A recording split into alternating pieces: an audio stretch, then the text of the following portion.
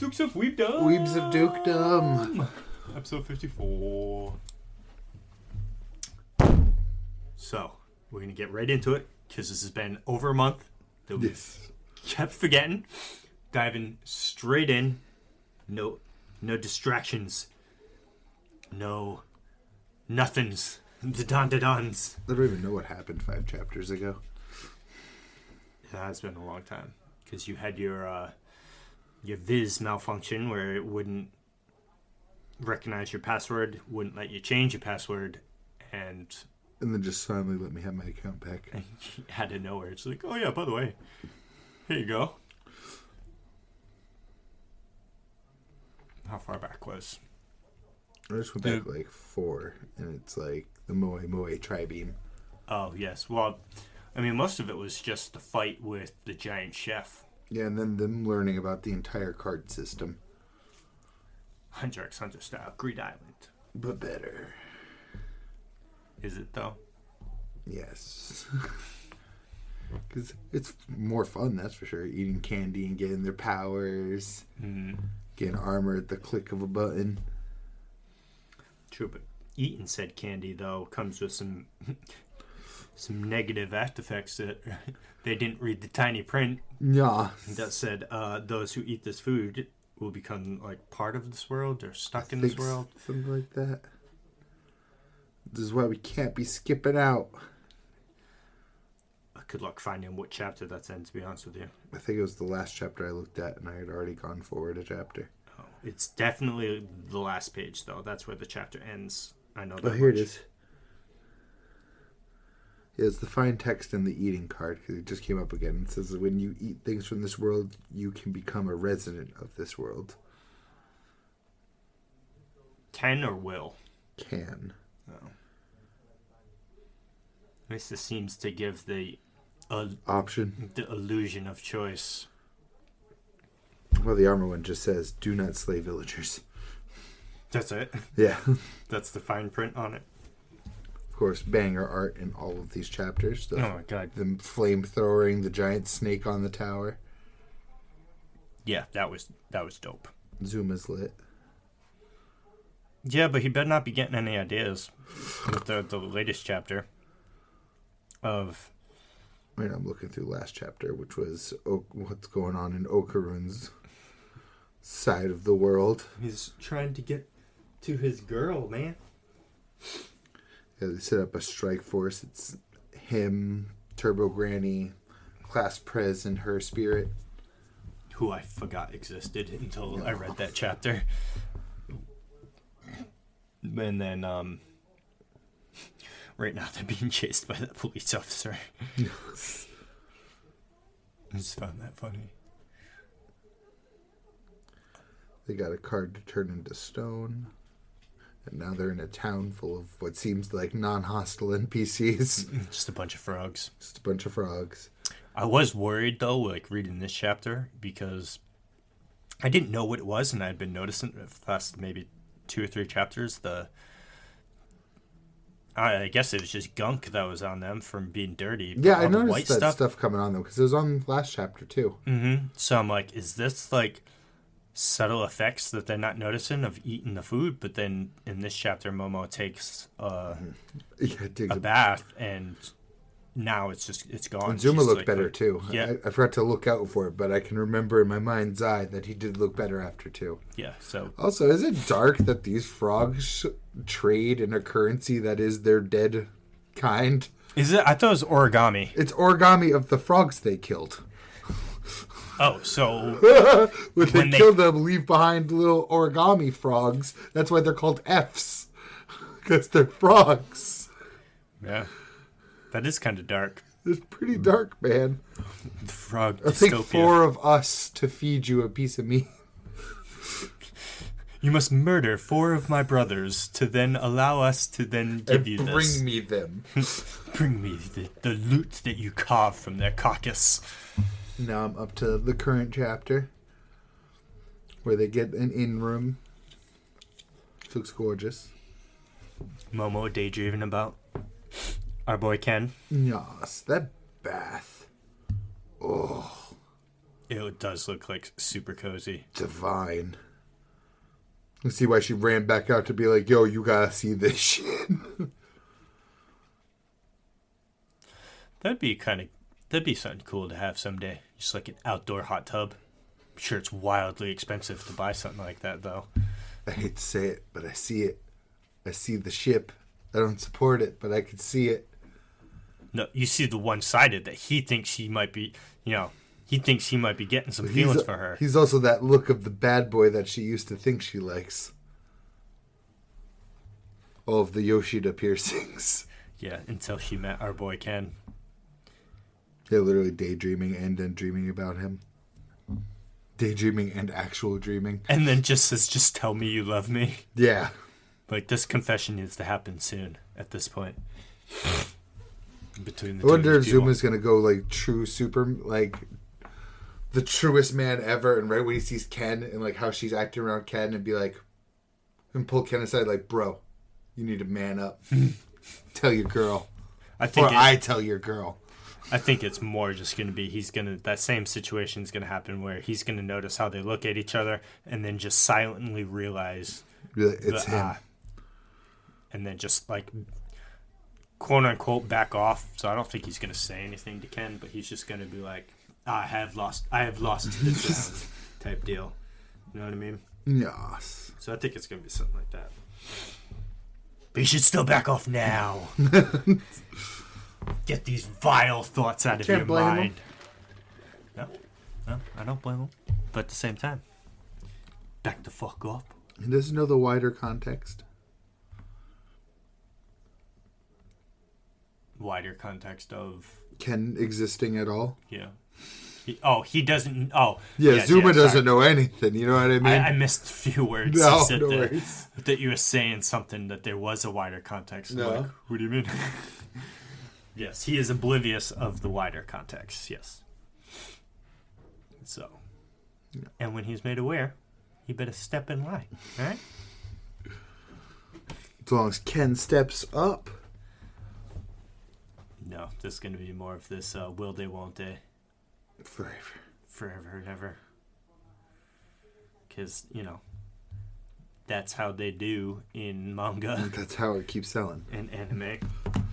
Gotta leave that suspense going until it becomes annoying. But, There's already people online, too, being like, I hope they don't pull this shit again. What, the will they, won't they shit? Yeah, with the new guy. They're like showing pictures of like that last page and being like, "Don't pull this shit again." I think they're like referring to like how the GG was like swooping, yeah, that's swooping in. Be like, "Don't pull it on us again." I was worried with GG for a little while there too because he had that like childhood friend vibe going for him. I was like, "Damn it, he's got." Oh, what was this thinking? Home field advantage? Yeah, something like that. He's got home field advantage. He's got the childhood friend angle. We're screwed. We can't allow this to happen. We must overcome. But then it's like, oh yes, the childhood friend never wins in anime. So much so that there's a gag anime about it. This is the childhood. Unless it's yaoi. Oh yeah, yeah. But they bend over backwards to make it so that they don't just immediately get together. Like, I have amnesia. I don't even remember you're my childhood friend. Oh, God. Literally, at least 2 or 3. The fuck out of here. We were madly in love when we were children, and nope. Who are you? Just cranial damage. As they go through, like, every boy in their high school or prep school, wanting to scoop them off, and, oh, I'm not gay. Oh, I'm not gay. Oh, you're my childhood friend. I'm totally gay.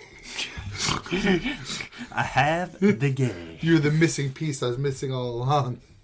And it was called gay. Oh, no. It's either that or like your manager coming on to you very, like, way too strongly. Oh, I was just about to say that, like, most Yuri is just, like, one-sided, just, like, I'm here now. Not quite assault, but some might deem it. That's the other side of yaoi too. It's someone with like a power position over you. The hand on the wall thing. Yeah, literally, it's like, Oh, you're so cold today, aren't you? Why is your body so cold? It's these clothes somehow. These clothes are making you cold. Let me remove I gotta them. resuscitate you. You're dying. And then literally wakes up the next morning. No, he couldn't have been forcing himself on me. He's just worried about me, that's all. It won't ever happen again. Yuri is most of the time just like random forced kiss out of nowhere. And then like 27 chapters of the other one that did not have the gay. I want to fix this. It's just, I don't know. Start writing your own fanfic. I was like, let's get all the girls out there. Let's try men writing these romance stories just for like 1 week. Or get both. Get a co-ed room going. So that people can look over each other's shoulders and be like, that's a little dumb. You know what it is, too?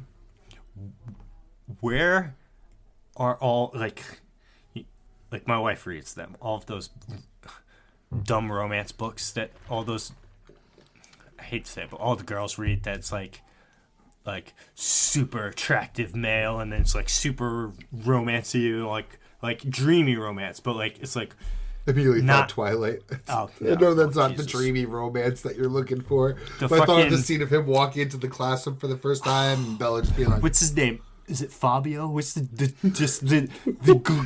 dude that's obvious? Just like, you know who I'm talking about? A hugely muscular dude, chiseled chin, long, fabulous hair. You don't know who I'm talking about? No. Oh my God, this is gonna drive me insane. I do not know this Fabio. That guy. Oh, wow. You don't know. Oh, my God. I don't know that guy. Fabio Lanzoli. Lanzoli. Go to images. Lanzoni. Let me get. Wow. Fabio.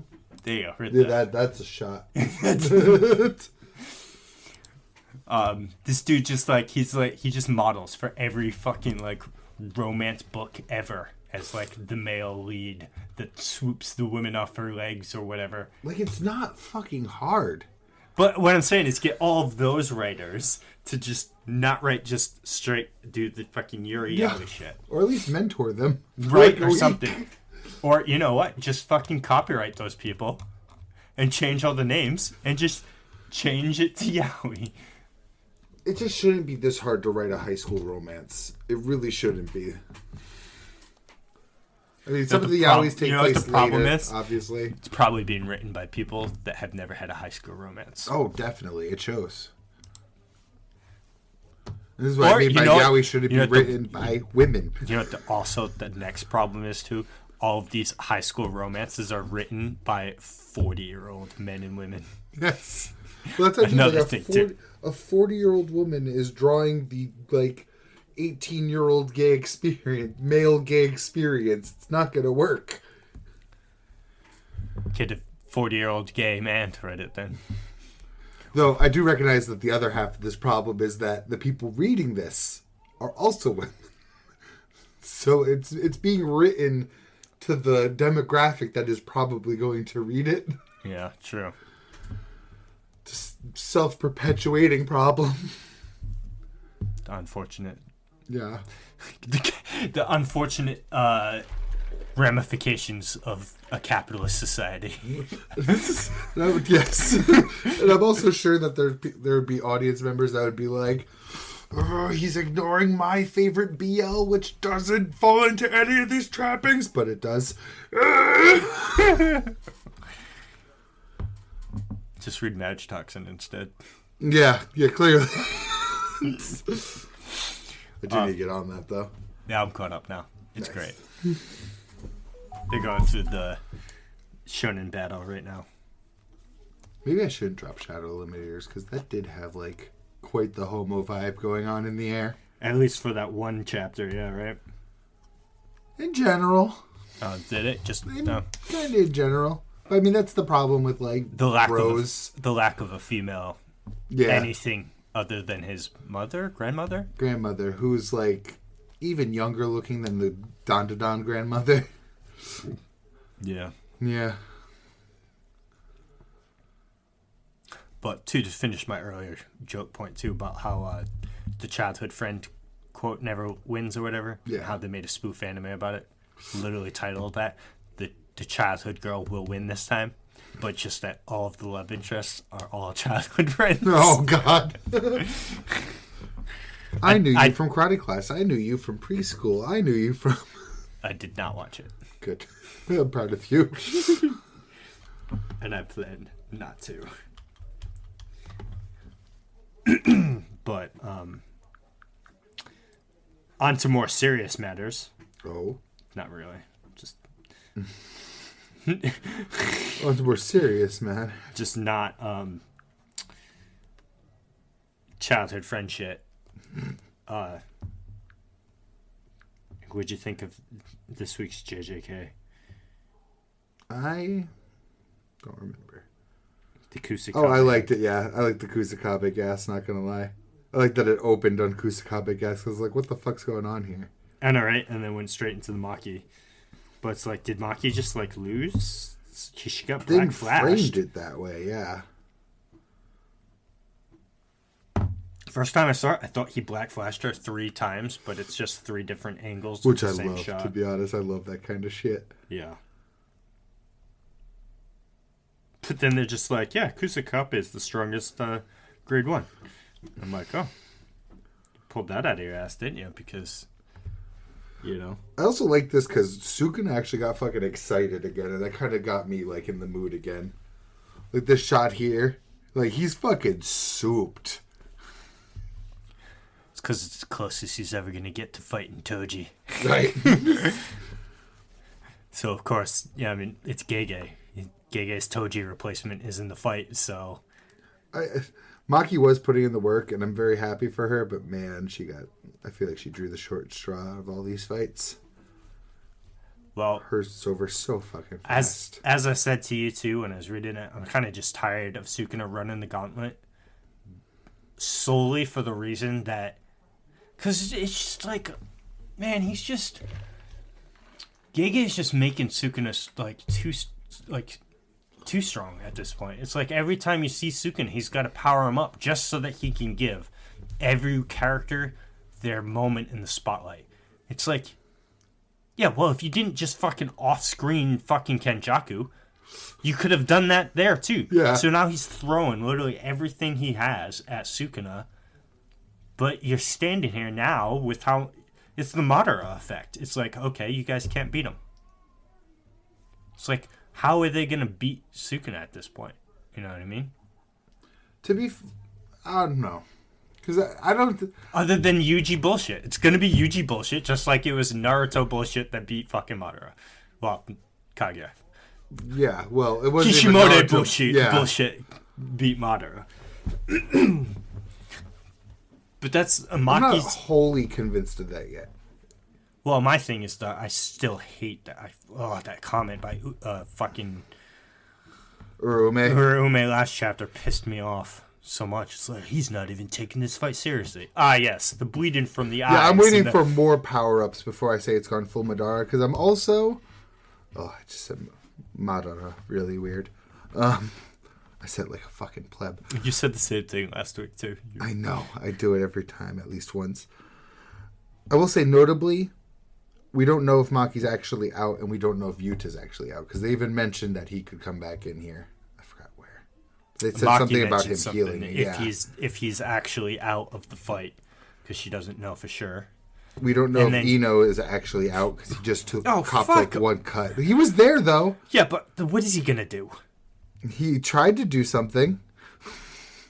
Where is it? Right here. Yeah, he tried to do something. Yes, distract him, and then Sukuna noticed instantly he didn't have fucking... Gave him the sparkles. Look how beautiful he looks here as he's offing Ino. Well, I viewed that as... Because the anime did it, that's his cleave. Yeah, oh yeah, I know. Yeah. I know. Because then it's also directly followed by that. Yeah, so... But I love how beautiful it looks just for Ino there. Just like, here you go, buddy. Like, here it's like a chainsaw ripping through Maki's abdomen. For here, he's like, Stardust Breaker. And like, kicks Ino out of a window, so... Also, you know what? Ino's probably dead. Yeah. I think Ino might possibly be dead. Even if he's not, he doesn't bring much to the table other than a quick distraction. And I don't think he'll be bringing much more if he is survive what looks like a 3-story fall with glass and cleaves all over you. I did love that shot though, being like, fucking Sukuna be like, did he not have his curse tool there? Yeah, and then instantly saw that Kusakabe had it and blocked it. So next chapter... I'm feeling the Maki motion a bit. That's why I'm so sad that I got cut short.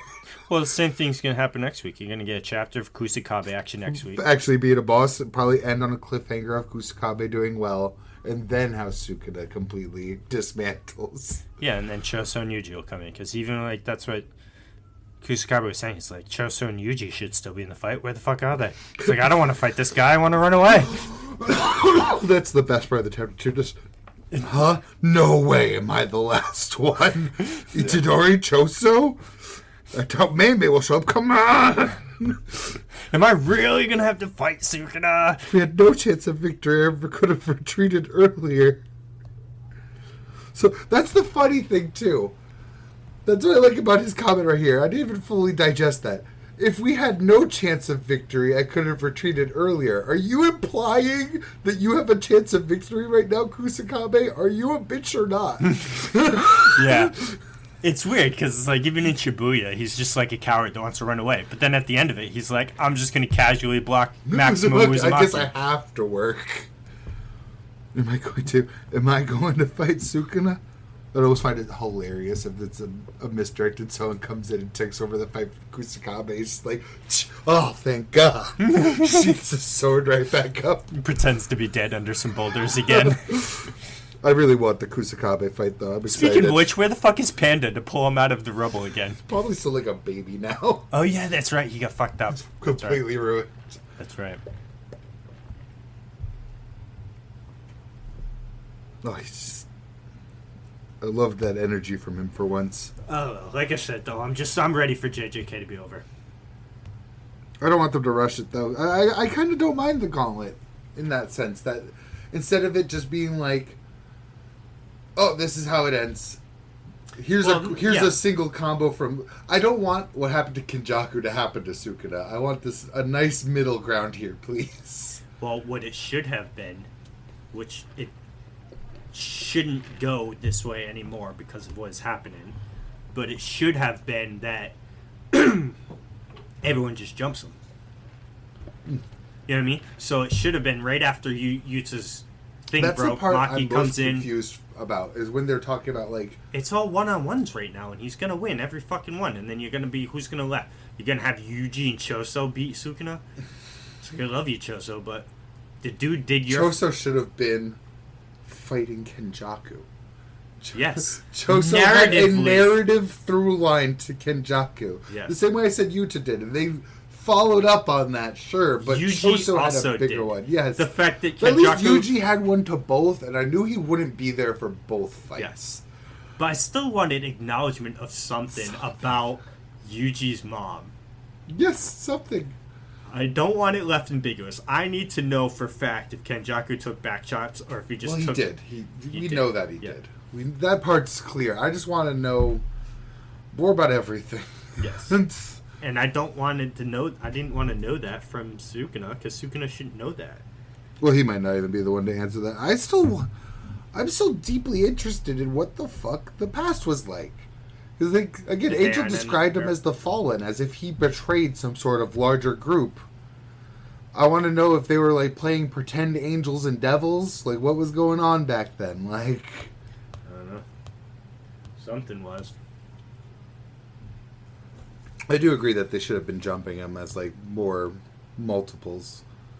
Yes. Like, when Yuta put up the domain, more of them should have been there fighting. Don't tell me you're going to drag him down and slow him down. If anything, he's slowing down Sukuna so you guys can maybe get a shot in. I did like that, though, because it's like... It was 3-on-1 inside the domain with... 2-on-1.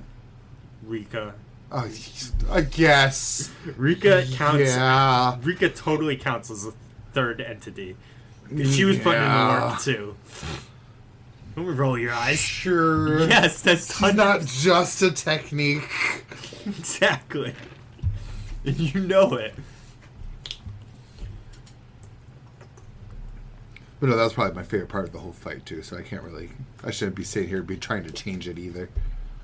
Even with how it ended, because again, it ended on that godly shot with the domain breaking apart behind Sukuna. That was one of my favorite shots in the whole Sukuna fight now, too. I do love how cold they were drawing Maki. Gege was drawing Maki this chapter, though. There's so many just, like, black face, one eye showing. Yeah. Oh, I live for that kind of shit. Right there, yeah. Yep. Love it. Last page, the page before that, bottom. Latino. Dying. Oh, no. Oh, there's another one, though. Black overcast with the eyes shooting out. Because there's still a lot to know about Sukuna, too, at this point, and I'm just, like, we're not getting any answers. We're not. I wish they would just dribble some here and there.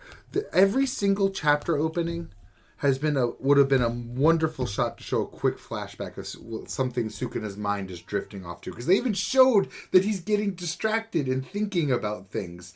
Why can't he think about things that give me answers?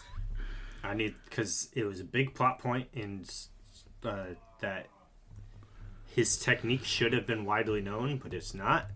And it's not Cleave, apparently. And we're still not seeing more of it. That's the other thing that does break my heart. Fuga seems way more broken than Cleave. Like, Cleave is like single target. They hype it up like it is. I wouldn't have thought it was, but they're hyping it up like it is, yeah. Well, it's like, that's what he used to both kill... A jobber. What? Jogo, I call him a jobber. Yeah, him... And, well, he used it 3 times, because he used that... He used it on Maharaga, too. Maharaga, and that's what he used to blow up Shibuya, right? Yeah, I mean, all in the same... In the same hit, though. It wasn't like 2 separate Fugas. It was the Fuga that hit Maharaga. Oh, you're right, yeah. You're right. Never mind. Or the one that hit Jogo, but I think it was the one that hit Maharaga. Maharaga, because Maharaga was after Jogo. Yeah. And he used... Because he used it during Malevolent Shrine. So you opened Malevolent Shrine to hit Maharaga and then used to get around like the adaptation shit. That just reminded me that Megami fucking summoned Maharaga on what's his face? Haruta. But didn't use it on fucking Toji. Yeah. Like, what? We're just gonna pretend he didn't have the time to react, even though even in his comatose pose, he's throwing up the Maharaga sign. Maharaga, save me from my depression. Dude stubs his toe and is about to summon it. So it does worry me that he still has a whole nother super powerful weapon in his bag, at least. Yeah, because, I mean... I think, here's my honest opinion, that Gege announced that he wanted to end the series within the year whenever he made that thing, but then he's like, shit, I actually have a fuckload of stuff I still have to write. I think every mangaka needs to stop doing that. Yeah. Where they announce like that they're winding down, because Horikoshi did that, it feels like 2 years ago. You know who for My Hero? You know who also Oda? does? Oda does. Yeah, it. I know. And that's like, Oda, shut the fuck up. You're all liars. No, like, Not only are you all liars, but putting yourself under a wrong time constraint is so disastrous for your plotting. Like, because Oda used to give like percentage updates, like, oh, One Piece is 60% done. 60. He was saying that was like at 80% for like 7 years, but now he's saying that he towards the end of Wano, he says he wanted to finish One Piece within the next 5 years. And you do that math, and it's like, all right, if you release a chapter, everything, that's like 250 more chapters, and it's like, that's like 80% at this point. And there's 0% chance that even from this point, 250 chapters, I don't think covers. Well, that's what I mean with Horikoshi. Wasn't it like... I feel like it was before Gege even said he wanted like 1 more year, that Horikoshi said he was going to end it in a year. And that was like 2 years ago. For what? My Hero. Oh, My Hero. Yeah, well, My Hero at least is... Well, I mean, at least for JJK and My Hero, they're both in their final arcs. So, like, they... Well, I remember when they had it... Horikoshi's editor was rushing him, and they literally fired that editor. It was like a big drama. And that drama was like 2 years ago. Really? So maybe that news that they're trying to edit came from that editor. He's like, no, I'll end it when I end it type thing, so you're fired. Maybe that's where it came from, because I don't know. Because they also threw that editor under the bus for some of the cuts, because they just hated the guy. Like, the authors that had him as an editor hated him. I know, like, nothing about My Hero. All of the spoilers that I had of My Hero, I've seen now in the anime. I've stopped getting spoilers because I stopped watching podcasts. I only just saw a picture of a page for like the first time in ages. And it wasn't even that spoilery. It was literally like Shigaraki like, no, and Deku punching, and that was it. So it's like, oh, they're fighting again. Yeah. Expected. Because the only other spoiler I know is Stars and Stripes. Yes. Oh, and a totally... fucking YouTube. Actually, I fucking lied. I got a spoiler for My Hero like 3 days ago. Oh, no. I know who the traitor is now. Oh, okay. I've gone totally not. You went so long without finding out. Forever, dude. And then it was literally the first 3 words of a short that I was scrolling through. So it's the like, traitor is, well, as we all know, blank is the traitor. It actually said, so-and-so, the traitor. So I heard the name first. Efficiency. They got that shit down. You meant 3 words. Yeah, they're like, Bakugo, the My Hero traitor. It's like, wait, what? Obviously, that's not who it is. Yeah. But, and that was when I first started getting My Hero drama, is like following creators, like theories on who the traitor was. Not who I thought it was. You know who I thought it was? Was the one that found out who the traitor was. I don't remember who found out. Was it Laser Beam guy? Belly Button Beam? No. I thought it was Belly Button Beam. That found out? No, I thought he was the traitor. Oh, he is, but I wasn't going to say it. Oh. Yes, Belly Button I couldn't remember. No, there's like 2 people I'm juggling in my mind. I didn't remember who. Yes. Yeah. Because she was who I thought it was. I was like, it's too obvious. It's like... I was on the Belly Button guy for ages, because there was some great fucking evidence for him. Really? There was. Lay it on me. We'll just talk about it. There was Matt, I'll fucking timestamp spoilers for it. I think it was the forest retreat where Deku fights Muscular and they end up taking Bakugo. There was a map layout showing where everyone was, and he was the only person that didn't have an actual like update on where he was in the forest. Oh. So they're saying that, I don't remember all the events in the forest or whatever. They're saying, what the fuck was he doing that whole time? Because he just like pops back in at one point. For like, I remember he did like a clutch save though. So people were like, maybe not, but his whereabouts are the least tracked across like the major events. And then like one big chapter came out. I'm not sure if the anime already covered it, where he was just like being really creepy outside of Deku's door. Or window or something. That, maybe. I don't. Oh, actually, I think I do remember that. I think it is adapted. But and the theory died down there because that plot line ended up with like being more wholesome than creepy.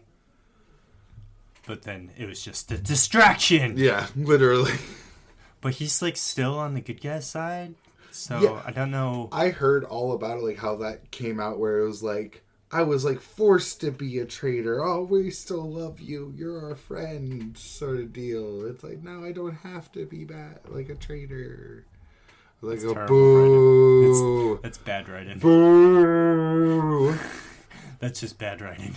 You didn't have the balls to make one of them actually a traitor. Because all I watched, I was like, well, I've heard the first line, so I might as well watch the rest of this short. And they said how the invisible girl, I guess, discovered because she's invisible, so you don't know she's fucking there. I didn't remember which one of the 2 of them it ended up being at the end. I actually thought it did end up being Invisible Girl. And you were close, though. I mean, she was who uncovered the treachery. But I would have suspected her. But at the same time, even when I suspected her immediately, I was like, it's too obvious. She's the obvious pick, so it's not. She's the literal invisible one. Yeah. So I don't know. My Hero Academia. I mean, but it's the same thing. It's like it's a final fight, and My Hero has way more characters in it than fucking JJK does. Well, they've been also getting all their times in the spotlight. That's what I mean, too. Yeah. So if JJK's giving all of these people spotlights, he's going to want to give them all of their spotlights, and it's just like so much for more. My Hero, it's even worse because there's an entire villain cast. Yes. You're not down to like one antagonist. No. Yeah. Two if you count Urume. So her and Hakuria. She literally froze time, it feels like. Because again, they're just in this bubble off to the side. They're off drinking tea together, watching the show. Wild. Neither of you were needed by your superiors. It's just the Hakuri's just a stall machine. That's what he is.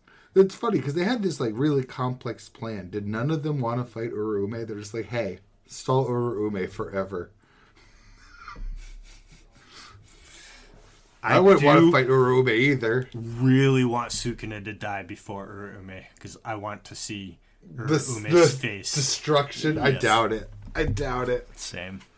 I'm starting to get pulled over to your side that Hakuri's just going to win that because, like, what's going to happen if Hakuri loses? They're already fucking dying to Sukuna. Imagine having Todoroki level ice powers on top of it. You know, it's also like the copium,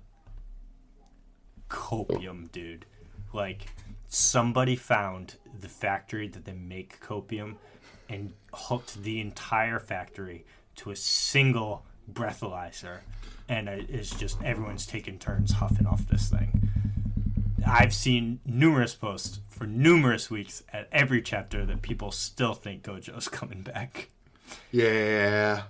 I won't lie, there was like one chapter I almost believed it. It was when his body first disappeared. I was like, oh, they might be cooking. I'm at least hoping for.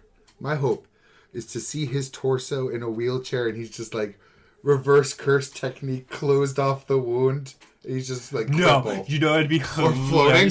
No, the Deadpool where he got cut in half and he has little baby legs. I'm hoping that like he'll be alive, but not in this fight anymore. Doubtful. Dude got cut in half. He did get cut in half, but they did angle. take his body. Yeah, but Choco, what's her name? What's her name? Oh, Shoko. Yeah, Shoko. That was close.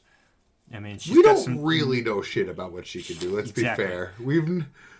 But then, because a lot of people point to the fact that if Gojo was dead, why did he leave all his friends? You know, because he walks away from all the dead people. Oh, yeah. Why wouldn't he just stay with them if he was dead and stay in there? You know what I mean? Yeah. Why did he walk away type deal is what so people it's like point coming to. Back to the, not to the light, to the darkness, I guess. Yeah. Back to the land of the living or whatever. I still don't want him back in this fight, though, at all. Yeah, it'd be cheesy. Especially if he is just, like, torso up still. Like, if they couldn't actually get his legs back on. I still think it would have been way better for...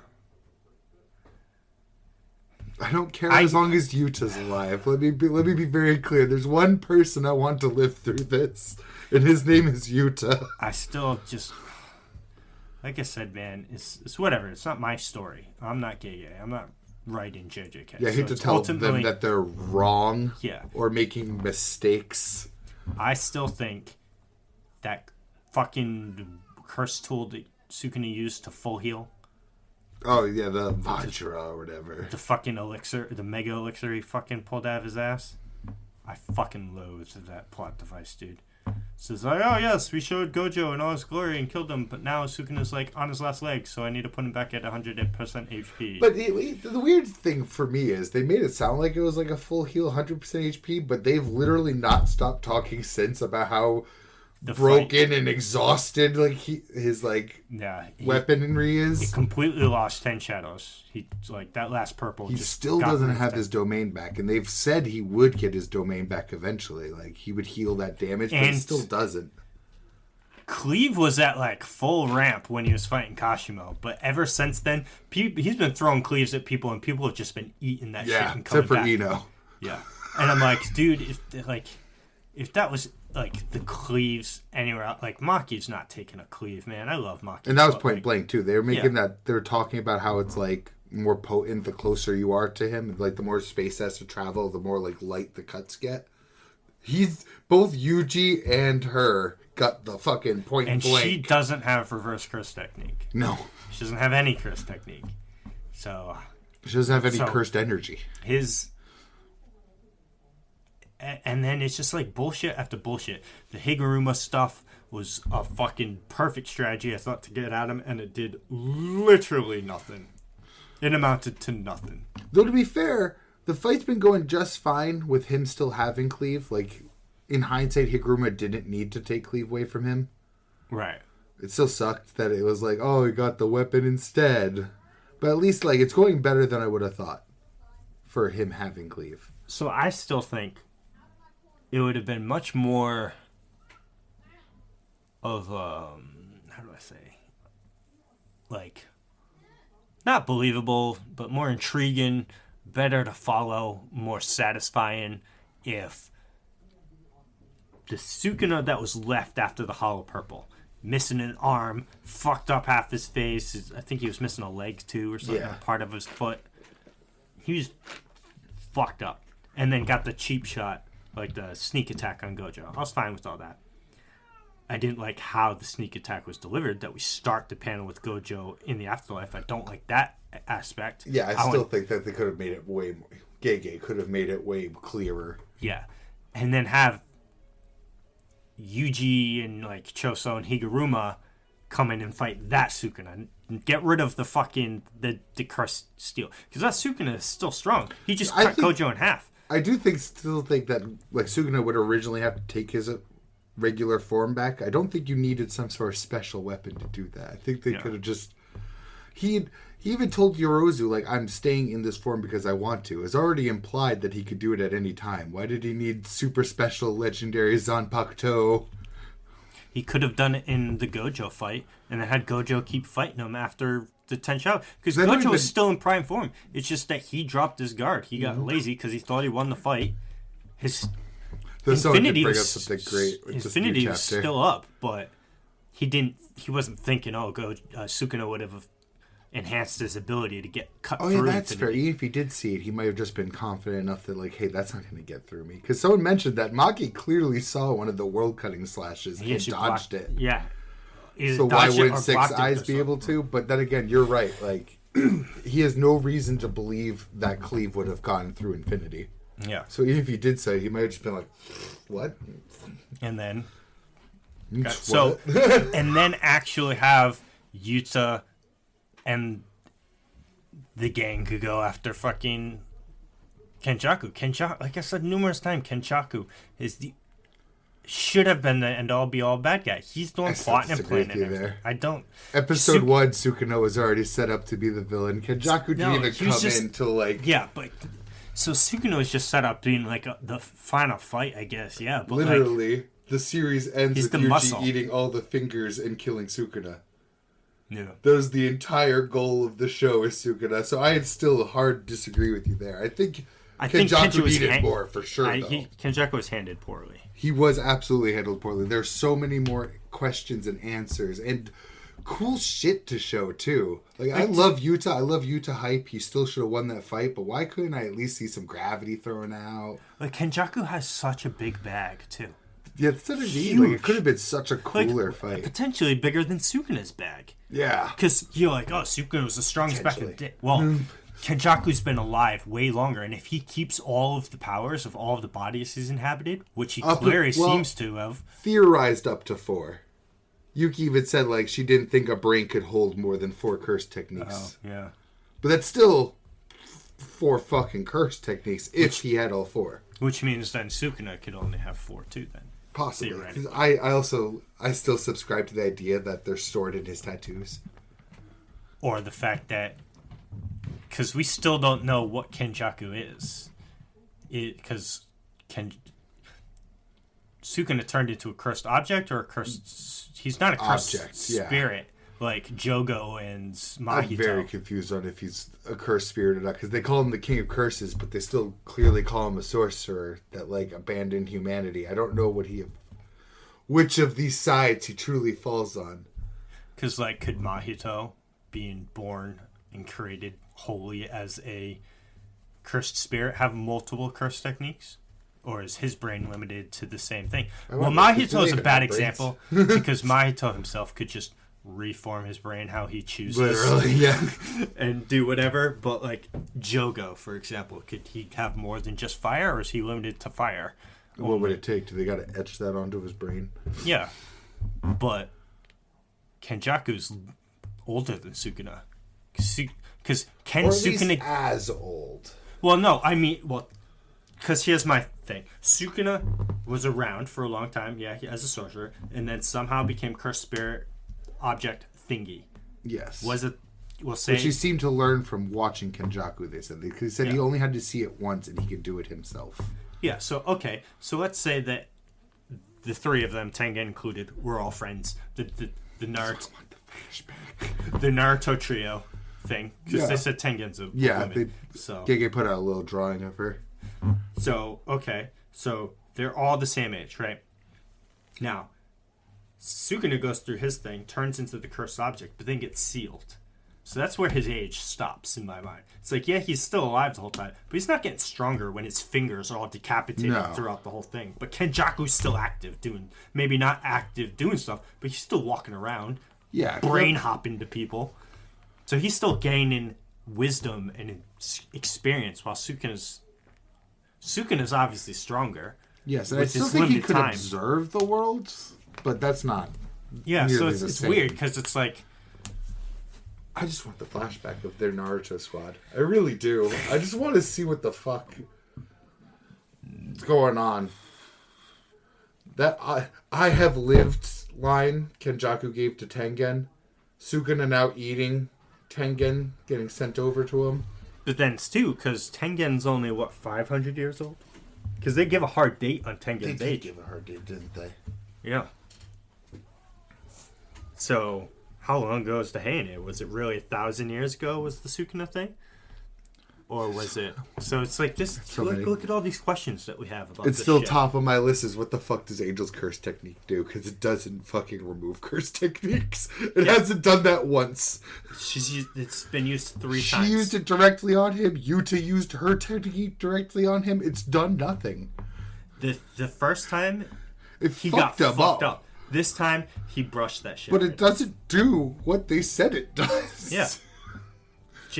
He showed literally 0 effects of it at all this time This around. time. Because he gets hit with it, then he uses, what And did he he use? was Cleave? scared of it when it was mentioned. The first time when they were around Angel, he was sweating it. Yeah. But again, it's the same thing. Gege has to throw It's literally just a laser everything beam. at him. Sukuna's just a punching bag now that never breaks. Because he has to get everything thrown at him until he's ready. He's like, okay, everyone's shown everything they got, now I'll have him get beaten. But it's like, he should have been beaten. Like, the power scale you've set up in this thing, it's like, how did the 10 dudes that took him out in the past time how'd they do it? As far as I'm concerned, I don't think they a did. 6 Eyes user with fucking Infinity wasn't among them. And I'd say 6 Eyes user with Infinity is way stronger than whatever 10 dudes. Like, I don't even think they did, because again, the way they described it sounds like he just sealed himself off. right? He's like, Was he bored? Yeah, I'm just gonna cut my fingers off and just like peace out. And it's like, why did just his fingers become? I don't think he felt Curse threatened, objects. because he seems like the kind of guy that would have met the threat head on, just for the Exactly. fun of it. Like if someone, he seems like the kind of guy, if someone was stronger that came around, he would just accept dying. Right. It almost seems like he wants to find someone stronger than him. Well, yeah, because that's his whole conversation with Kashima. And yeah, feel alive. And the whole reason that he was like thankful to Gojo, like, you were strong, you gave me a good fight, you were magnificent. No, it's funny too. Because someone could go back in our previous episodes before the Gojo Sukuna fight happen. And I was touting the whole time that Sukuna would win that fight. Every time narratively, I was like, I get it. Infinity, this, that, and the other, but Gojo's going to lose. And then I think it's just how he lost it doesn't sit well with me, because every time I think of it, I just get angry that Gojo lost the fight, even though I know... With his eyeballs on the opponent. Yeah, because it's like, I know, even without his eyeballs on it, 6 eyes should have seen that shit coming. It's just... That's the what way I mean, Gege too. did it. Sukuna was literally in his field of view. You can't even say he copped a sneak attack. Like, Gojo was looking at him when it happened. Yes. And he was fucked up. So the most you could say is Gojo let down his guard. I will say the part that worries me, it makes me a little bit on your side, that there will be like a big ass pull, is that everyone just brought out the top of their bag. Like, Yuta's used his domain already. Maki's gone like full fucking throttle already. Jacob's ladder hit the dude. Jacob's ladder hit the dude. 2 hollowed purples and domain. Sorry. It's just, I'd give it a little more leeway if Yuta had more bag to show, or if Maki had more bag to show. But no, they're dropping after using their entire bag. And Sukuna still hasn't used his entire bag. Yuji's used techniques we didn't even know he has. And has almost died 4 times. So it's just like... And we still don't know what's up with the body swap thing from Yuji, too. So it's like... At least that's being held back. At least that's something that could still come into play we know about. I'm worried them adding something new in the middle of this fight. You know what's gonna fucking happen? All of a sudden, you're gonna get flashbacks for Sukuna. But you know what they're gonna be? Brother, finally know love. The love of a father and son. You've been my child all along. He used my DNA. Come, son. Yuji, my son. And then as Yuji shoves his fist through Sukuna's heart, fucking Kenjaku's words, I'll show you love and the loneliness that comes with it. And then the final words. This was truly our Jutsukai said. Everyone else is dead. It's just Yuji there. Choso in the background, just clapping. And it just flashes to Megami and the Soul World's crying. And then Toto on the beach somewhere sneezing, but his brother. I think that's all that's left, really, is the soul swapping. Besides Kusakabe, who's just going to run in and no diff. And Miwa's going to jump in with him. I saw a panel of that. Miwa dropping the sword with the sheath, be like, I never needed it anyway. Pulls up the hands. I don't think it did, but it was something, because it was recent too, because it mentions how they had to nerf Miwa. No, that Miwa needed to save her sensei. See, exactly. This is Miwa's time. New shadow style. Newer shadow style. Hand slash. No, I didn't say that. I don't got it. Thankfully, giving up the sword means I can use daggers now. And fucking Sukuna was like, impressive, I've never seen such sorcery to take one of my arms and my eyes at the same time. She like cut his arm off and like slashed his face. You were truly magnificent, Miwa. I'll remember you as long as I live. I won't. I'm so excited for Kusakabe. Kenjaku fucking Aizen, one finger blocked her sword.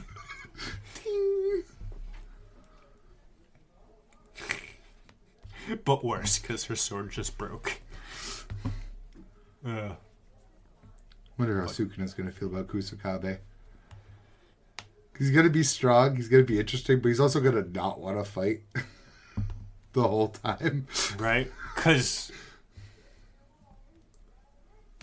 if that's the case... Or how about this? Do you think Kashimo would have been considered a special grade? I personally think no. It's so hard, because kind of. Because of the His ones... actual curse technique is like a special grade level power, but you die after. So it's like... And it was also super underwhelming. Like they hyped that shit up. And but like anyone else would have probably died. I mean, I think Kenjaku's measuring stick was that one special grade sorcerer could kill an army. I think Kashimo could kill an army, but again, it would cost him his life. Because I don't think he could do it with just electricity trait of his cursed energy, like without, I forget what it's called, mythical beast something. Mm-hmm. Without that, I don't think he could kill an army. With it, I think he could, but again, dies. All right. Well, excluding Kashimo, then Kusakabe would be the second strongest person Gojo fights since Gojo. Because Sukuna fights since Gojo. What did I say? Gojo since Gojo. Yeah. It said Sukuna versus Gojo because if Kusakabe is the strongest grade 1 sorcerer, the only special grade that's there is Yuta. Yes, though I don't know where we would put Maki in all of this. Well, Maki's grade 1, isn't she? I don't even know if she was grade 1 before Jujutsu Society fell apart, and then she got buffed after that. So I don't even know, because it's like, where would we put Toji? That's the big question. True. Because he did kill. And I don't think society would even recognize him. You know what I mean? I don't think. You know, Toji has the Batman problem. How much prep time does he get? Like, I think they're both special grade, but I think the society that grades them would never admit that they are. Because they're not using sorcery. They're not using cursed energy. I don't think they would even be willing to say that they're sorcerers. Right. I think they just got spit on them. Cool. I think Toji and or Maki could take out probably an army. Because they're just humans, but better. She kind of already did. Yeah, I mean, they were sorcerers. Yeah. So yeah, I put them in. A very powerful clan too. You know what I mean? But she also did give Sukuna that much trouble, but she did give him the most excitement since Gojo's died. Is the 10 Shadows just like super rare as well? Because did anyone else in the Zenin clan have it? It was just Megumi. It was like a dude with a flaming sword. I don't remember any. That's something too.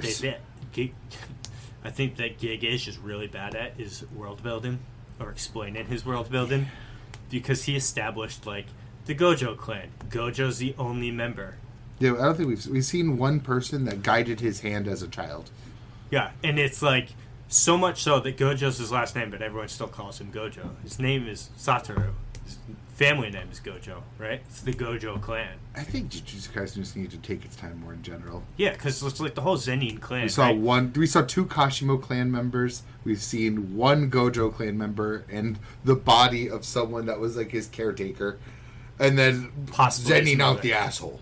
Yeah, and with the Zenin, they didn't have any. Well, I mean, no, it didn't matter if they did or not. Gojo was protecting them, but it's like didn't have any problems with their most powerful jujutsu being first technique being the 10 Shadows, not in their family currently. It's like I'm sure they were fucking pissed off about Furious. that. But what are you gonna do against the 6 Eyes user with infinity? No. And then they all died before they could even make a chance to move. I tell you too, because like the whole thing is like the snapback effect that they were worried about, being that with Gojo being around, the balance of the world was favored way too heavily in the sorcerer side, away from the cursed spirits. But it's like now with all of this, and it's going to be the snapback effect's going to go to the other side. I feel because like say Yuta survives and Yuji, so you're going to have 1 special grade, and like I mean. Maybe you say you get 3 special grades because maybe Yuji will get up to special grade. Maki, it's like okay, but like your whole infrastructure of people are now just gone. All of the higher ups are dead. Let's not forget that. Except for Guitar Guy and what's her name? Yes, I meant the whole council room, but you're right. Gakuganji could take that whole position now. What happened to the council room again? Didn't Kenjaku kill? Yeah. But it was framed so weirdly because we saw it again after Gojo mentioned it that it almost made it look like Gojo killed them. I remember that weird chapter.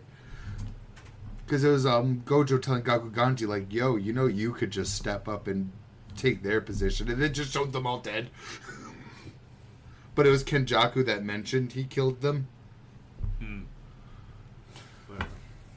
Fun shit. Fucking JJK, man. Still the best fights around, though. This fight's still slapping. I'm just going to say it. Yeah, true. Been back on board since Yuta jumped in.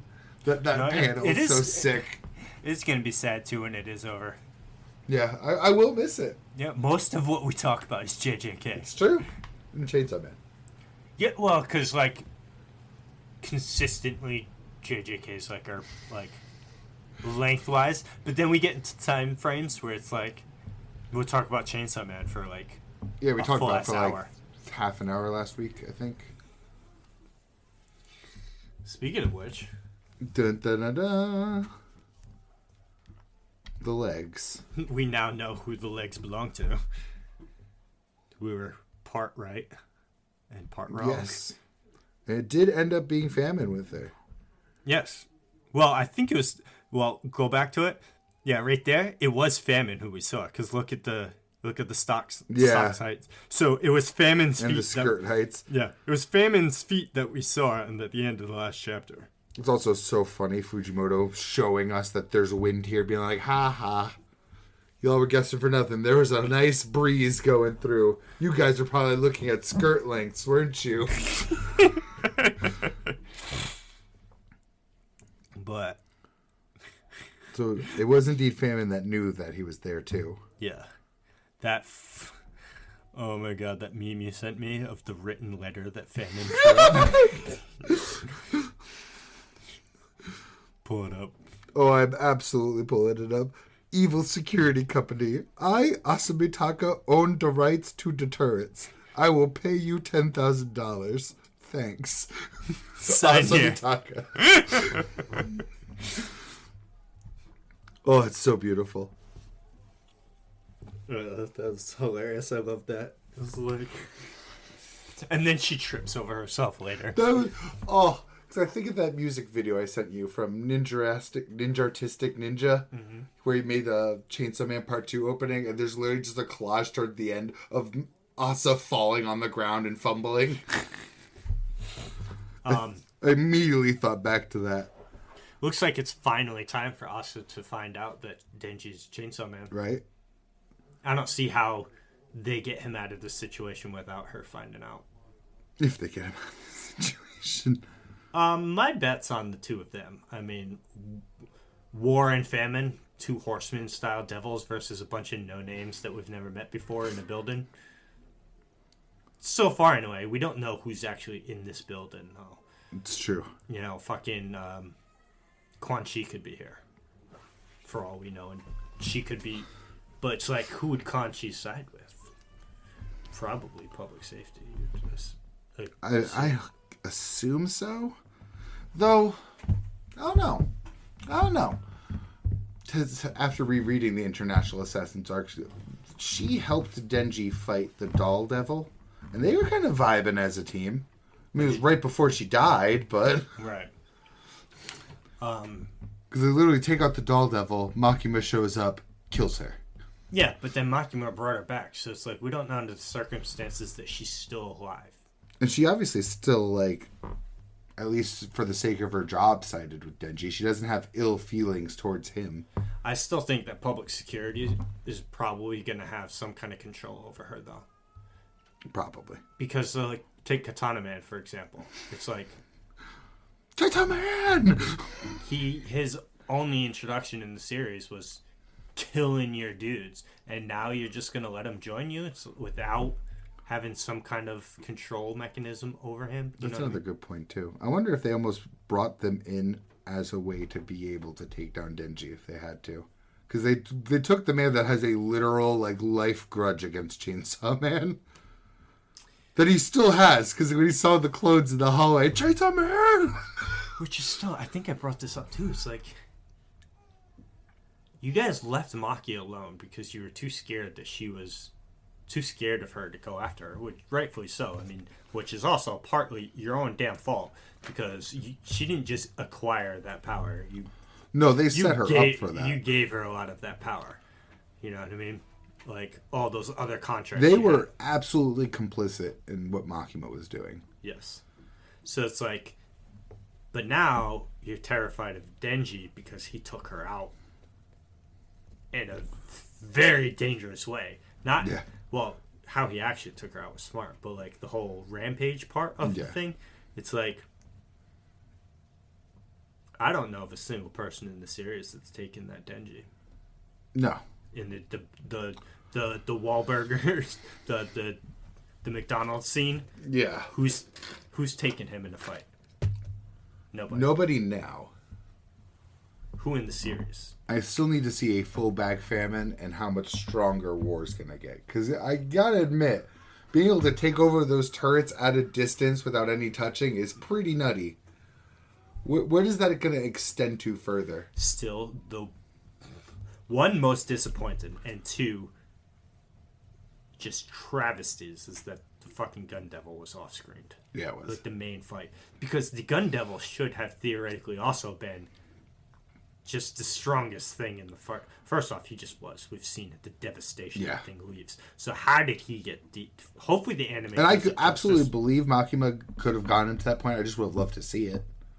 She's cunning and conniving. I would have loved to see the strategy she came up with to subdue him ahead of time. Because she brought a fuckload of strong people with her. Yes. But I'm like... And that was just the ones we were privy to, too. The other ones that she already had control of could have been there and just not shown on paper. Yeah, she could have rolled up with a whole ass army. She could have had the weapon hybrids already, because they were already dead and or done. She just didn't roll up to that fight with them clearly. Because she brought Aki, Angel, the two... Yeah, Tendo, and I forgot the other one's name. The ones that said they were going to quit.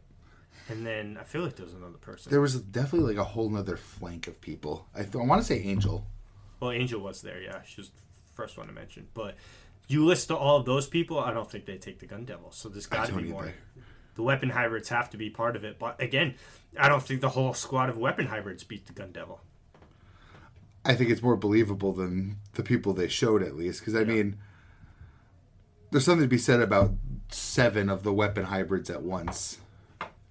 I don't know. All it takes is one of them to get them in the back real good. With Angel and Makima doing her like her gun thing, her finger gun. Because Makima's still a factor there too. And the other 2 was the snake girl. Oh fuck! Just close the image as you went to show me. Oh thank God! The snake girl and the spider devil. Yeah, not fiend. Devil. Which is the one she used to get herself into hell to save everybody. Yes.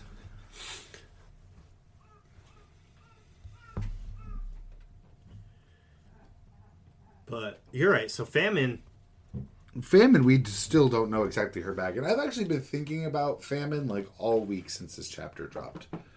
Because they mentioned a lot about how what Asa can do is based on her own perception of what she owns or how she owns things. Makima's still very much the same way too. It was based on her own perception of if she's stronger than the person she's trying to control. Where does that extrapolate to Famine? Which is why she needed somebody else to take the Gun Devil, because she knew she wasn't stronger than the Gun Devil. Yeah, she at least needed to get it weakened down. Where does this go for Famine? Is it her perception of her depriving people of something? Is it food specifically? Because what Famine really is just a loss of resources to some degree. Well, Famine's got to be strong enough because she had the Fallen Devil. That's what I mean. Her, it can't just be hunger. It has to be, I think, depriving you of something you need. Yeah. Whether it be money, morals, something. Like, I think in that way, too, she could be setting up Asa to be controlled. I don't know in any obvious way yet. I've just kind of been stewing on this whole perception idea. Makes sense, because I don't trust Famine. I don't either. She seems to be the kind of person that would absolutely take your free will to get the results she wants, more like guaranteed. Right. Because again, she's willing to starve Chainsaw Man and the War Devil to control them. So I just think it doesn't stop at starving them. Yeah, probably not. Because it doesn't seem to stop that way for anyone else. It seems to be heavily based on their own perception of what their concept is. Excuse me. Yeah, and like if Denji now probably actually famished also, because they're definitely not feeding him, but like deprived of his free will, can Famine roll up in there right now and like take Denji? I hope not. I hope not too. That only just really hit me because he's also definitely starving, like literally starving also. And they just I no longer like that Famine's here. Well, Asa's not taking this building by herself. Clearly not, because she just fell at the first chance she could. And alerted the guards immediately. I love this. No matter how much stronger you've grown, Asa, starting now, a single mistake could kill you. Be cautious. Got it. Page False. turn. Trips over a fucking uneven floor. Everyone's trying to guess what kind of devil she's going to bring out. I'm like, why are you bothering to try to guess? It could be literally fucking anything. It's a little peanut. She could literally whip out any fucking concept right now that she wants to. She had falling in her back pocket. Like, that could be any fucking devil. It could not even be a devil. Yeah. It could just be a dude. Like, oh no! She drops it. My ultimate weapon. Boom, it's Kishibe in a dress. He was really hungry and on my doorstep. What could I say? I don't say no to freebies. He was out of liquor. That's what he was Yeah, out of. deprived of liquor. He came crawling to my feet.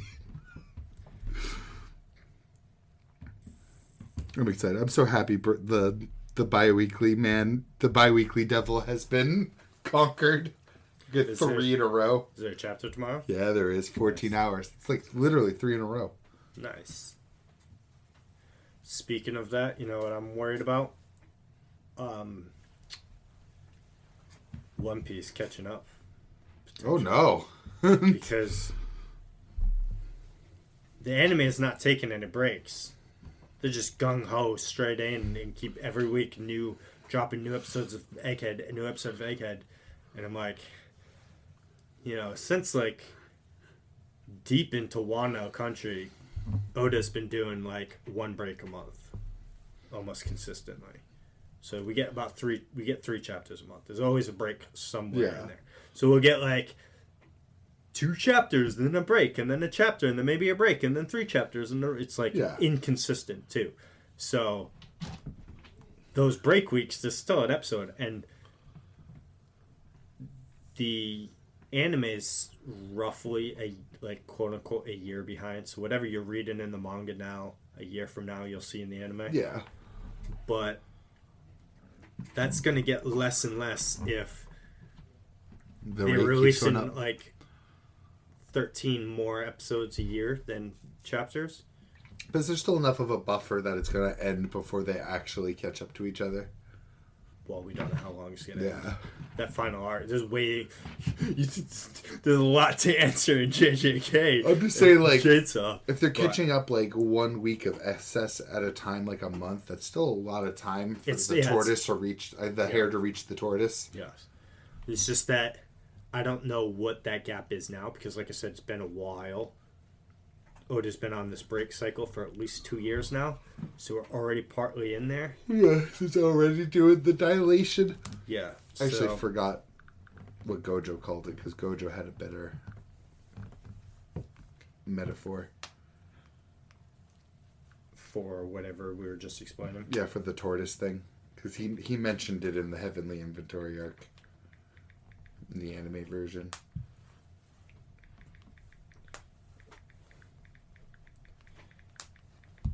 Let me see this. Let's see here.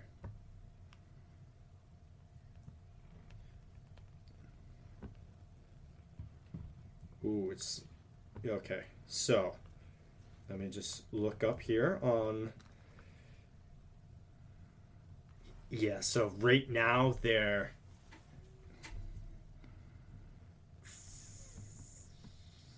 45-ish chapters behind. Ooh. Because I just looked up what chapter does Law and somebody else have a fight. It's 1063, which was 2 or 3 episodes ago. And that chapter was 1063, and now they're on 1109. So the chapter was released in September 12th, 2023. That it's episode. No, that's gotta be wrong. This is just there. Never mind. But what I'm saying is it's catching up, and I'm like, please don't catch up. Achilles and the tortoise. I had to look it up. Achilles and the tortoise. Not It's the tortoise in the hair. Yeah, no, it's the idea that it's pretty much what Infinity does. Like, if you want to catch up to the tortoise as a head start, you're going to where it was, but it's already past that point. So it's like you're really just the space between you is getting infinitesimally smaller, but never catches up. Which is a faulty paradox because Achilles could just run faster. Yeah. He will absolutely catch the tortoise. But I still get the... Yeah. Yeah. It's still a good principle. Just on some faulty logic. So yeah, I'm just hopeful that I don't want a filler arc or something, but it's like It'd be better than them slowing down again. yes, because the pacing is way better now, especially that they added There an can ending be theme good song. filler. There can't be good. Let's take a shot like this for 15 fucking seconds straight. Yeah, Let's pan over 8 reactions twice. because the problem is Toom, toom, toom. fillers. Filler. Yeah, the filler episodes in the past kind of made sense because you could just the way One Piece was like post pre-time skip and stuff like that. It's just like island to island. Yeah, you It's just like, chill at the island a little more. or you just add an island between the two islands. Yeah, that works. A filler island. You know what I mean? It's just goofing off. Now it's especially now where the story's in the end game. It's like they're so deep in the Grand Line that we know the map. We know that there's only 3 more islands that they could go to. There's always a bullshit to write in more, though. They can always say there's this unmarked one that no one stops at because there's no ports. You know what I mean? Like Some bullshit. some bullshit, Because they're which is still preferable. Because it's Egghead, Elbath, and Winter Island were the 3 that are after Wano. And then it's the last island, Lodestar Island. And that's all of the islands left in the Grand Line. Because they even mentioned it in the map. They're like, yeah, these are the last ones. And we don't need to go to Lodestar. Because the only thing that you discover when you get to Lodestar is, hey, there's these pornoglyphs that tell you where Laugh-Tale is. Ah, we already know that. No point. But yes, either just take a break and focus That would on probably some, be the best. Just don't even do filler. Just take a fucking break, man. just keep your time slot and just do reruns Yeah. for like a couple of months and work on your animation to make everything even more awesome or whatever. Just take your time with something and then come back. Let some buffer. Do a filler now because they're still early into Egghead, right? Like while you're still really early into the island, just have them explore some other part of it for now. Like take the filler now. Well, that definitely won't catch up while in the same arc, because in the manga, Egghead is wrapping up. Or at least it seems. I mean, last chapter ended fucking wild. Well, that or when they get to Elbath, write in some filler. Like it'd be really easy to write in the filler when they first get to an island before conflict starts, while you're still getting to know like the general populace of the island. Or just like you said, just throw a random island in. Yeah, it was Uncharted. You know, it works great, guys. Reruns work okay. I'm sure One Piece anime fans will understand. Nah, I never Probably bank not. on fans understanding. Yeah, probably not. Probably not. But yeah. Moving on. Kagurabachi! You know, it's 19 pages this week, and I felt like I was reading a 37-page chapter. I know. It was... I just felt like it was a long-ass chapter. For all the right reasons. Yeah, no, and yes, in a good way. In a great way. Both in more information and just interesting shit happening. Fucking Mr. Shiba just free teleporting everywhere. Fucking yes. But first, Hakuri seeing his brother and then just being like, oh shit, let me jump off this building right away. Yeah, right. Straight away, let me just jump off this fucking building. I would rather die than talk to you. Goodbye. But then, yes, also, Shiba just being in the middle of this fight, his phone rings, and then boom, he's where Hakuri is. I was just so confused. I flipped the page and I was like, wait a minute, Mr. Shiba? Mr. Shiba? When did you get here? He's like, is this the guy? Oh god, that punch he fucking laid into his brother. It's fucking brutal. Yeah, and then just boop. Now we're above the city and I'm gonna drop you. This is the guy now. Oh, such a good shot too. Oh, This one here? yes, where he's floating up way above the city. Let's go somewhere with a little more room. The sky. Twas glorious. Hell yeah. I just love Mr. Shiba. It's so nice getting to see him pop off finally. Finally, yeah, I know, right? Because it's like, we've known that he's hiding something, because every time he's around, they're just like, yo, that guy. What a great plan too. Like, I'll ring you once and then you just teleport over to me and save me. I just love him. I love him to pieces. Yes, and then So more so, hype so for stoic. this the Shinichi. Yeah, I was about to say, I also love how the chapter opened, like how they're like looking at each other being like, we should back off, and then all his reasoning for being like, no, we do this now. And look, he was ready to go in.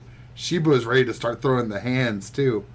It looks like, I thought it was more that Mr. Shiba was reaching for Chihiro to be like, all right, we're going to teleport out of We're here. forcibly getting out of here. Yeah, but then he was like, no, I'm staying. But it also just looks like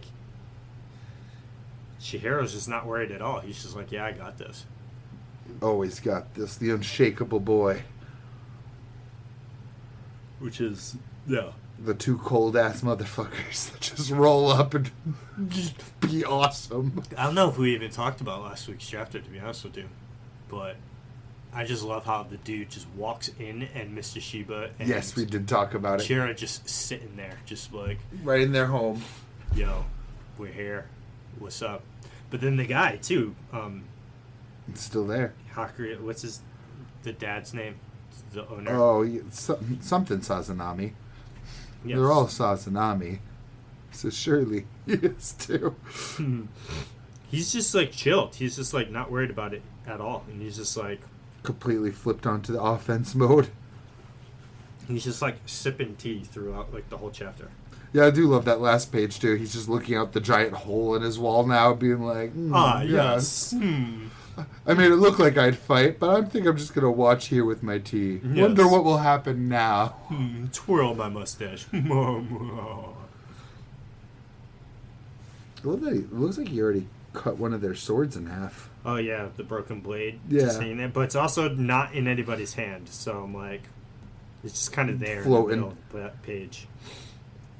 But it seems there's only 3 here. Were there 4 at the beginning of the chapter? Including him. Including Daddy. Oh, yeah, you're right. I don't know, man. I mean, obviously we haven't really seen anything from these guys yet, but I'm not worried for Chihiro. No. I think he's going to be just okay. Those are the few ones where I don't even need stakes yet, because it's just always so badass. It's the John Wick effect. Everyone could be fodder. As long as the fodder gets killed really cool, I'm still here. Right. As long as he puts that pencil on the table and slams the head down, what complaint could I have? I'm going to make this pencil disappear. I actually don't think that's from John Wick, though. I thought it is where he does the pencil and goes. Oh, I'm sure he does that, but it's like... Oh, the one oh it was Joker. Not the Joker, Oh, Dark yes. Knight. Dark Knight, Where yes. he actually made like a magic show of doing it. Yes, that's right. I would have totally forgotten about that if you didn't allude to it. It's probably where the reference came from, to be honest with you, in John Wick. Probably. They're like, that looks cool. Let's have John Wick do that. Right. Yeah, just another stellar chapter. Indeedy. I did really expect them to just retreat there, too, to be honest. So did I, but I was like kind of pleasantly surprised they stayed because I want to see Mr. Shiba fight. I mean, too, and again, the logic is sound, too. He doesn't want the Kamunabi, the people that probably the only ones that have the power to make it usable, getting the Shinichi. Yeah, because that's just going to blister their power, too. You know what I mean? Yeah, they're already talking about weapons should be for the state. I don't think you should let them have it. No, definitely not. Definitely not. But then what do you do with it, though? Because it's like... Which is weird, though, too, Just break because it's it. like, if the state wanted it, why did Worker Hero have it in the first place? And he must have had it for years. Like, when did the Great War end? Though it did make him... This chapter even had him saying he didn't want to give any of them up to the Kamunabi. Right, but what I'm saying is, how did he get them? Because the individual Oh, yeah, users... how did he get them back from, like, Yeah. the military? Maybe the users themselves were like, yeah, these are fucked up. Well, whoever had number one, the dude that seems to be in prison... He doesn't look very happy. He doesn't... Then again, he's in prison. Who knows which of these causes? Yeah. But I'd almost be willing to bet that he's that kind of guy that's going to be there and be like, this is where I belong. For all the shit I did in the war. Oh, the nuclear explosions I've caused with this weapon. But, no, it's good stuff. Yes. Good stuff. I'm almost wondering if Roku Hero was implying, too, that they would absolutely kill that guy to make it usable again. Oh, yeah, most definitely. Yeah. Most definitely. If the dude didn't comply, they'd just, I'd say... Because why would they give him the sword back with all the power and then try to make him comply that way? I would honestly just kill him in the first place anyway if I was them and be like, listen, you... I think the we're only not reason ready. they don't kill him is because they don't have the sword yet. So Yeah. they're like, why make it usable until it's in our hands? That's what I mean.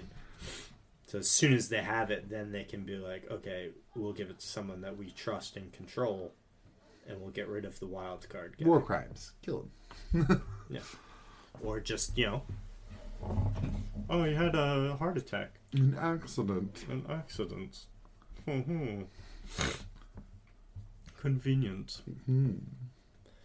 But, or just kill him right out and just be like, yeah, I don't know what happened to that guy. I think he retired to some cabin in the woods. The guards fell asleep. The camera footage cut out. Shit. Totally killed himself. He had no cellmates, nothing. That's funny. But for now, beating the toe's ass. The toe, whichever it is. Yeah, probably the Tao. Probably the toe.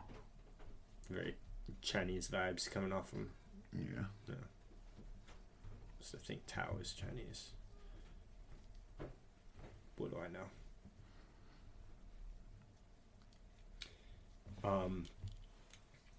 But Wild Strawberry coming in hot again too. Yes, I've been actually really digging Wild Strawberry. Same. Very much enjoyed this chapter. One that was actually 31 pages. Instead of just feeling like 31 pages. Yeah, right.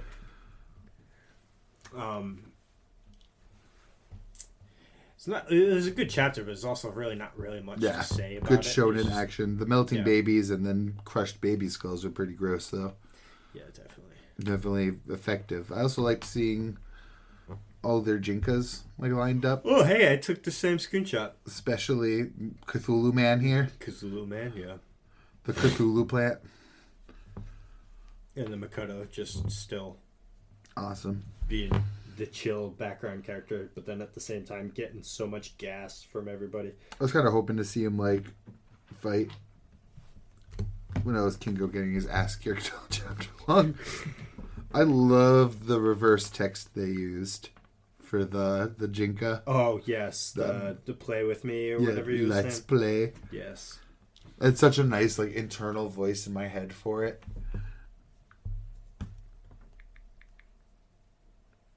He was fucking Kingo up. Glorious. Blasting him.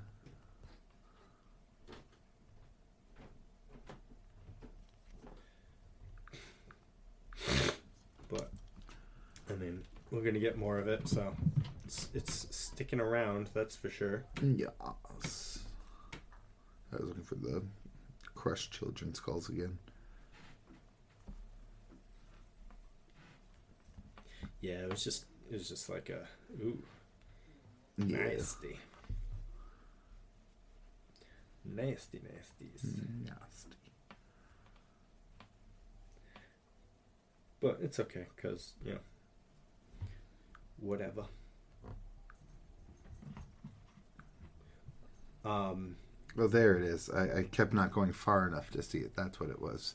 Oh, it was later in the chapter than you thought it was? Yeah. I thought it ended on showing his, like, transformation. But no, it ended on him being angry while in that transformation. Yes. Oh, so gross. It's just, ugh. But, you know, whatever. That's the part what made It gets the point across to want to make you hate. As much as everything on Jump Plus is somewhat edgy, I'm loving the edge. Right? I mean, like, it's just the right amount of edge, whereas, like, Shoujo No kind of, like, pushes that. A little too far. Yeah, it's like, what are we doing here? Why are we doing this? If it was Shoujo No, the plant monster would have squished its head instead of being like, I don't like crybabies. It would have been like, I bathe in the blood of children. It restores my vigor and makes me passionate. God, I love children blood. I could definitely see that happening in Shoujo No. 100%. Absolutely. Unironically, just saying it to camera.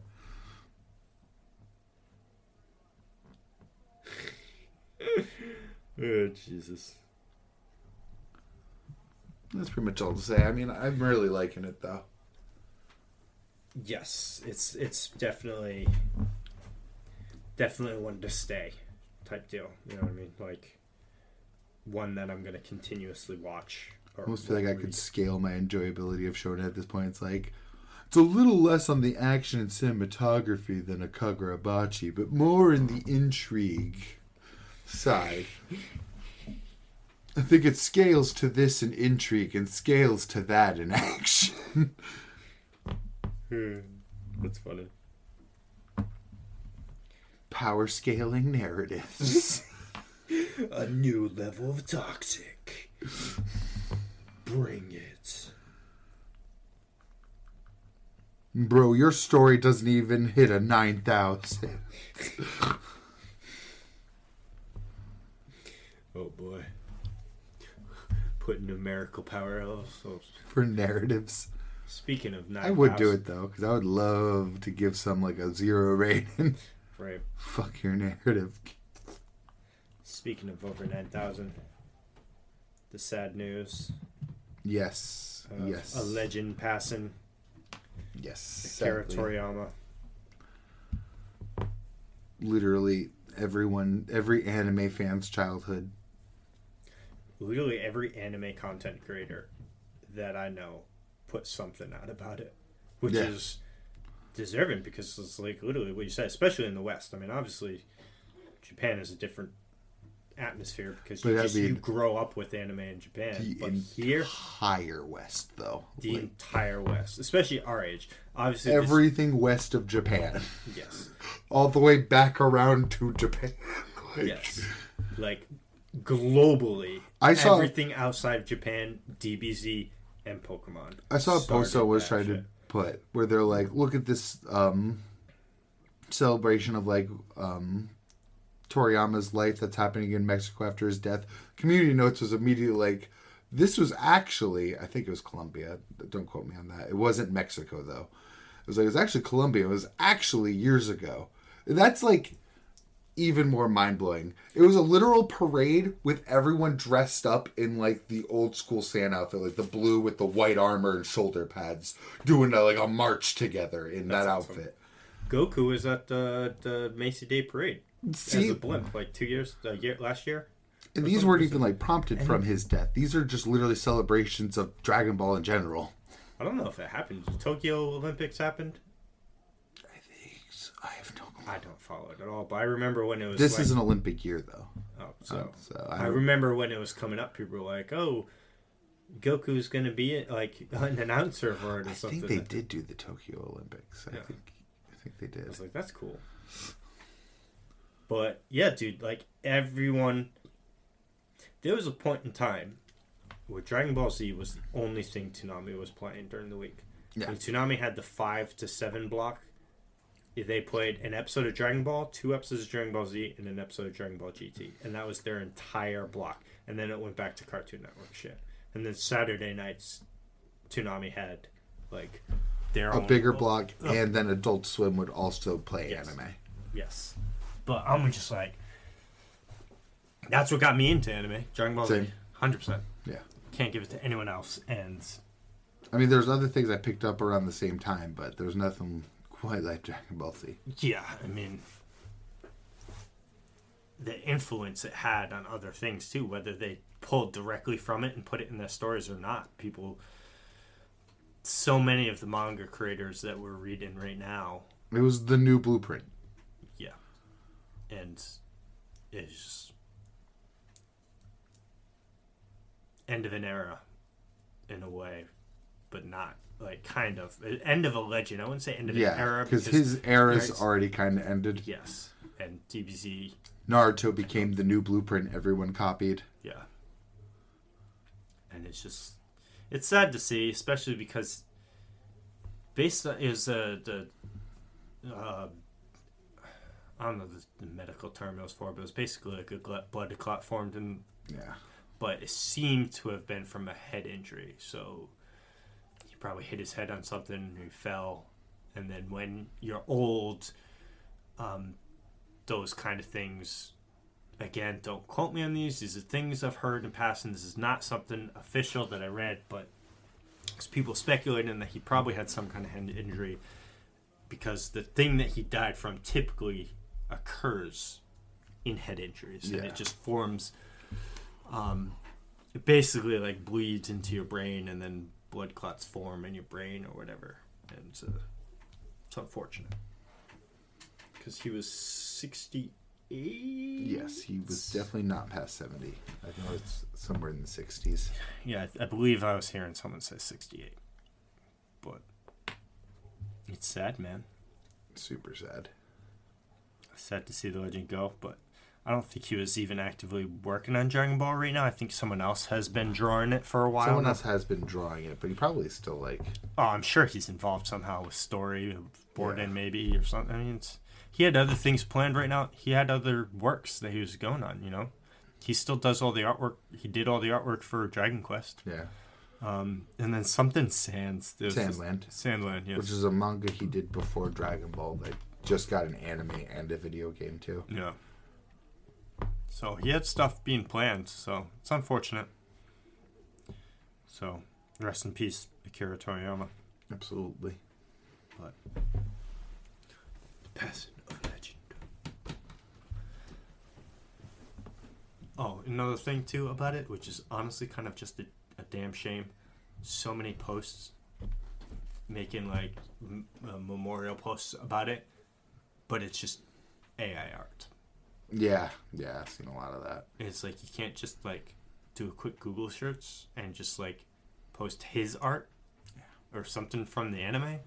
You're doing AI, like obviously AI art where it's like you don't even know it. There's like 15 Dragon Balls in that picture. There's only 7 Dragon Balls. Yeah. No, so like, literally terrible. Put in some work here. So it's unfortunate to see that. It's also sad because it also, anyone's art that comes out about Toriyama, now you have to sit there and be like, is this one AI? Is this one AI? Yeah. It's unfortunate that the AI side creeped in there too, so. A lot of sites creeped in there, but there's some posts I'm not going to give attention to. Oh, there was definitely one. There's some real bad ones. Yeah. Asmund Gold covered one. I watched part of a video about it this morning. Oh, man. I definitely watched one video about it. I don't know if it was the same post. Something about baby something. I guess it's a news article. This company or whatever. Oh, Sweet Baby Inc. Yes. Sweet Baby Inc. Yes. Because that was the bad...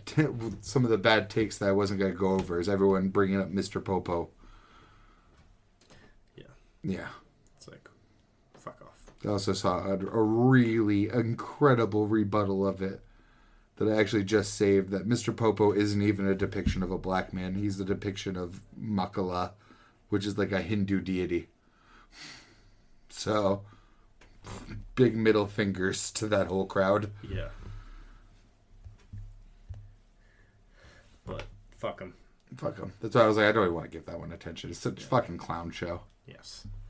Choosing less than 24 hours before he dies to bring some culture war shit on his name. Was it right before he died or right after? Right after he died. Oh, yeah, right literally less than 24 hours after the man's death was announced, they're bringing up that shit. Yeah, because he died like almost a full week before any official announcements. Yeah. Because he died, I think, on the 1st.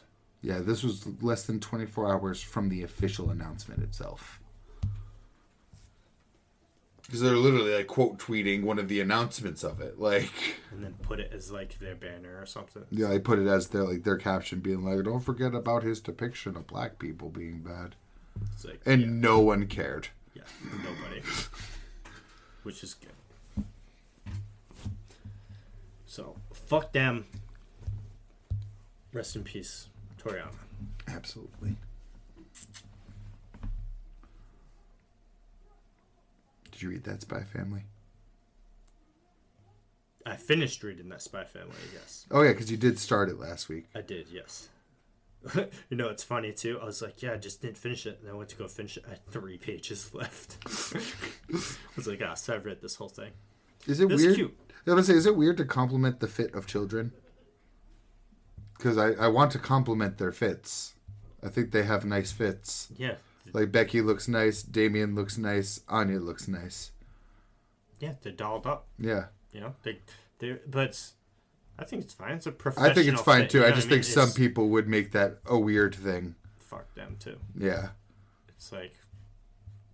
I've never seen a manga not sexualize children this consistently than Spy Family. Yes. So keep the complaints out the door. They look nice today for their ball.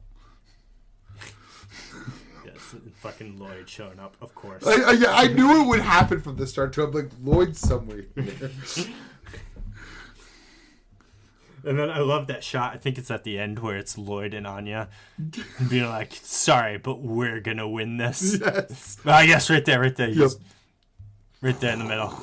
My apologies to all that seek this dance for their own self-interest. Right after he was about to just let them have fun too, he's like, you know what? I'm going to back off and let them have fun. And then she's just like, no, I want to dance with Sion, boy. It's funny, too, because they're going to probably ask, like, questions, like, have them answer questions, and Anya's just going to win because she's just going to read their minds and give them exactly what they need. So they don't stand a chance. Anya's going to dance with them. It's going to be cute, and Plan B is going to start moving forward. Yes. Wouldn't it be funny if Plan B is the one that succeeds? It probably is. Let's be fair. Plan B has gotten them more room with the Desmonds than Plan A has so far. Yeah, we've only met his father, Head Desmond. I forget his real name, his full name, but Damien. No. that's Damien. Come on, pull it out your ass like usual. You can do this. No, nothing. I don't got it either. Head Desmond, Mr. Desmond. We've only met him once, and he seems actually surprisingly polite. Yeah. So it's like, watch him actually just be a really nice guy, even though his that outward wife. experience. Yeah, the wife is the cracked one, probably. But she's cracked because her husband, clearly. Maybe. There's some influence there, at least. I'm sure. I'm hopeful. I want it. That's I what I want it mean. to be completely opposite of what we're expecting because he looks so obviously evil. But I want him to just be a chill dude. He only met Desmond after Anya punching their son, which got her a bolt. This is what I mean. Plan B's the plan. That same punch helped get Yor in with his mom. Yeah. And helped Anya get in with Damien. So Plan B all the way. The punch that saved the world. Donald Desmond? No. I'm still caught on this. I don't know. Google. I feel like it has to be another DD. No, I don't want to do it. Damien. I don't even remember the other one's name now. The brother. The brother we saw? Yeah, I don't know. Soyix family. What a horrible typo. Spy family, Damien family. Yeah, just type in Desmond, because as many Desmonds as I can scoop up. Donovan. That's his name, Donovan Desmond. You were right with the DD. I knew it's DD. Double D. And then the first son's Demetrius. Yes. Ugh. What a destined to be loser name.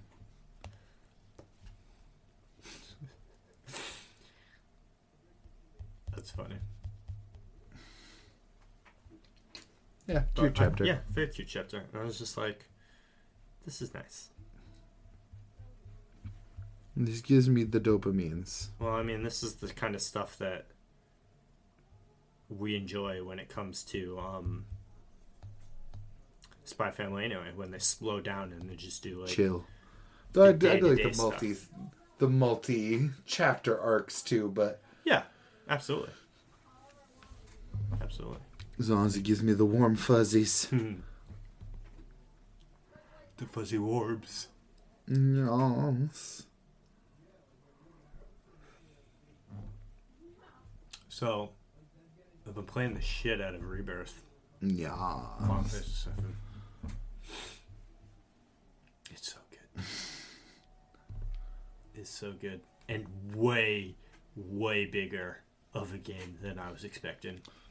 Well, actually, I should have expected a big game because it's 144 gigabytes with a 12 gigabyte day one fucking update.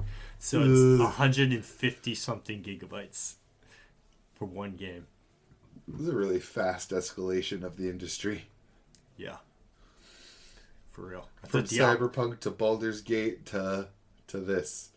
Well, I mean, even like Diablo 4 and for what that's conflated size, but well, no, the most conflated is fucking Call of Duty. How the fuck any Call of Duty game is 100 and something gigabytes? I know. It's insane. I tried downloading Warzone once and I saw how much gigs it wanted from me. I'm like, no!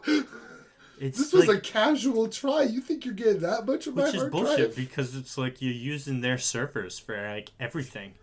So it's how much can one fucking map it's bullshit.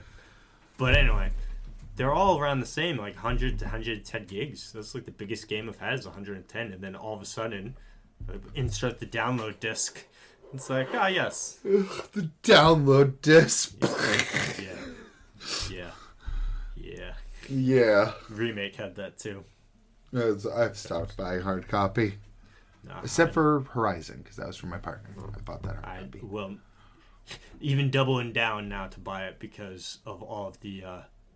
not that there are any that I play, but it's like... Games aren't infinitely going to be available on digital. No. They're already starting to delete some of the oldest games. Though when it's a download disc also, you're not in much better shape, really. Well, I have the download on the disc. Yes, of the day one version. Yeah, that's fine. Sad. Yeah, I don't give a fuck about anything else. Like, if I wanted to replay a game 10 years from now, I don't care about all the DLCs and stuff. I just want to play the core values of the game for 20 minutes and then go away. The game-fixing patches. No. I guess. Because even that day one patch won't be on that disc. And once they stop supporting it, you're not going to get those patches. True. Not a bit. The whole industry's fucked, though, because once that hardware is fucking obsolete, you're going to have to bring that out of the box to go download your disc. Like, we're already so beyond fucked. I still do that, though.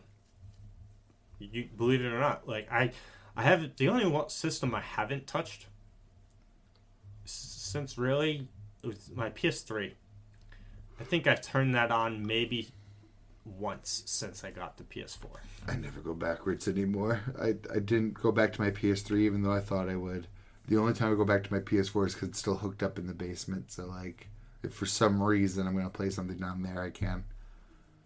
Which has just been, like, 2 predecessor matches, maybe a little Diablo after launch. I deleted Diablo for this. I deleted Diablo to put Cyberpunk and Final Fantasy back on my hard drive for now. Yeah, so I don't... I want to beat these fucking games. If I kill Lilith, it's going to be whenever the expansion fucking comes out. I don't think I'm coming back to Diablo. I will be when the expansion comes. I ain't dropping however much money they think they're going to get out of me for that expansion.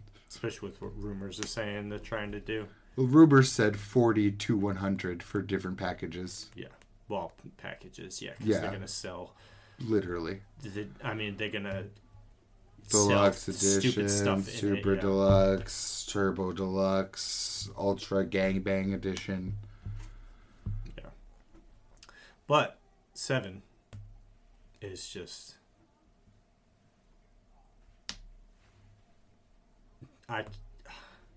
There's so many subtleties that happen in it too, and like small things that like they have a lot of mini games that you can play in it. Every single one of them hits. Nice. There's not a all right, so there's like it's like kind of like a boxing mini game, and you fight as the it's updated graphics versions of their old sprites, but it's hard as fuck, or maybe I'm just bad at it, but. And that's probably the least one. But they have the motorcycle racing one where you're on Cloud's motorcycle and you can attack and shit like that, race around. Chocobo racing's good. They have this like card game that's Yeah, you showed me good. that one, I think. Yeah, it's just good. I like it. And then just some other stuff. Gold Saucer is fucking amazeballs. Oh my god, it's so good. The story is great so far. There are some weird things going on with Zach, but I think I'm starting to piece it together what's happening. I think I know what's going on, but it's still weird. Yeah. Because, like, you start the game as Zach. The first thing you're doing is you're Zach. Which is funny, it's the spoiler you told me about, is the first 20 seconds of the game. God. Because that's when it starts confusing you, too, because you're playing as Zach, holding Cloud, and, like, it's at the end of the first game, the events of the first game when the plate fell, and you're just like, Cloud, random stranger, hold him. I gotta go see what's going on over there. So he goes over there, and Shino's trying to reclaim Aerith's body, because it shows on the news Barrett, Tifa, and Red 13 being dead, wheeled off into ambulances. So what the fuck's going on? And you're Zach, and you go over there and you defend Aerith's body, and he says the thing you said when he comes up to her. But then it's like he brings her back to her house with Cloud, and then that's it. Then you go back to the main party, and it starts with Cloud and Tifa telling the group who Sephiroth is, and you play. It's because I played Reunion too. It's all fresh in my mind. The remake of Crisis Core. Yes. You play through the events of Crisis Core in Nibelheim as Cloud being Zack. So everything Zack did, you're doing, but it's Cloud that's doing it. Yeah, because he thought he did it. Yes. In 7. And it's funny, too, because you can talk to Cloud as Cloud. Because he's That's right there. Yeah. And you know it's him because you hear the conversations and you can hear it's the same voice actor, but it's more the timid voice. Yeah. And he's saying all the same More things. More of a Cloud, soldier foot grunty tone. yes, and would say all the same things that Cloud was saying there. And fucking Cloud's doing the Zack's fucking squats and everything, which he doesn't do in current timelines. And it's just like, that whole thing was funny, and I'm just sitting here like, what's Tifa thinking right now? Because she definitely knows. Like, something's not right here. And she mentions it too, also, right off the rip. When that whole saga's done, she's like, hey, Aerith, he wasn't there. So, which again, I think did happen in the original too. yes. Or at least they had like a cloud ... like yes. after he says like his perspective. And anytime Cloud talks about it, you can tell Tifa feels weird about it. Yes. And then even more so when they get to Cloud, Zack's hometown in the original game. Yes. And that's in this one too. And Tifa... Gaga? Gungaga? Yeah, Gungaga. The worst name ever. But what's nice dialects that Rebirth is doing too is they're not afraid, like, they're not trying to hold your hand narratively. They're letting you try and, like, anyone that hasn't played the original game, But then people who do play the original game are in on the secret kind of thing. So they can see the Which is subtle things in the background. how happening. the original game would be. This sounds like playing the original game and then replaying the original game, which is how it should be. Because when they get to Zach's hometown, Aerith starts acting weird. It's the second she hears the name of it, because she knows what it is. She's never been there, but she knows about it. So as soon as you get there, she just leaves. She's like, I'm going to go over there. It's like, okay, and you walk around, you do your thing, and eventually you find her, you go in, and you talk to Zach's parents with Cloud, and he's like, yeah, sorry, I don't know who that is. You go in and go, hi, Mom, hi, Dad. Yeah, but then Tifa walks over, and they're all talking, and Cloud actually disrespects my boy in front of them, and they don't take kindly to that, so he walks away, but then it shows them talking. He's like, yeah, so apparently he doesn't know who Zach is. So they obviously talk behind the scenes about Zach and how Cloud wasn't supposed to be in Nibelheim and all this. So it's like, so all of the main thing that you're doing with Cloud is just still consistent. So Nomura Fingers hasn't been fully inserted but yet. But they're in there. They're there because it's weird. You'll like randomly, it happens on it 3 times, not counting the beginning. It'll just suddenly put you to Zack, but you don't fight or anything. You just walk around, you talk to a few people, and then it goes back to Cloud. But when you're Zack and you look at the sky, you can tell you're not in the same place. Yeah, because I was almost hoping maybe it could be a fever dream of just like, it looks like Zack, but it's Cloud, because Cloud thinks he's Zack. I really don't want them to just bend over backwards and bring Zack back. It's Zack, because Cloud's body is right there. Yeah. It's 100% Zack, but you look at some weird stuff's going on, and I don't want to. You don't want to say different timeline. It totally is, I think, but it's not at the same. It's weird, dude. I have a theory, and it's very solid proof of what that theory is, but like I don't want to necessarily spoil you, but I don't know if you're going to play it. I'm definitely not going to play it anytime soon. Yeah, exactly. I can tell you that. Because you still want to play a remake. Well, I'll play a remake, and I don't want to pay $70 for a game I'm not prepared to play through the entirety of yet. Yeah. Again, though, I have the disc. You can just true. The disc, just like you did with 16. But so Biggs is also there. He's a character in remake that you really get to know. Okay. But he's like, I don't know this person. You'll definitely... He's in the original game too. Biggs and Wedge. They're in... Oh, yeah. Okay, no. I know exactly what you're talking about. Biggs is the small one. And Wedge is... the fat one. The big one, yes. And both of them die in the original game. And in remake. But then... For Wedge, it actually talks about his death and all of that. But as for Biggs,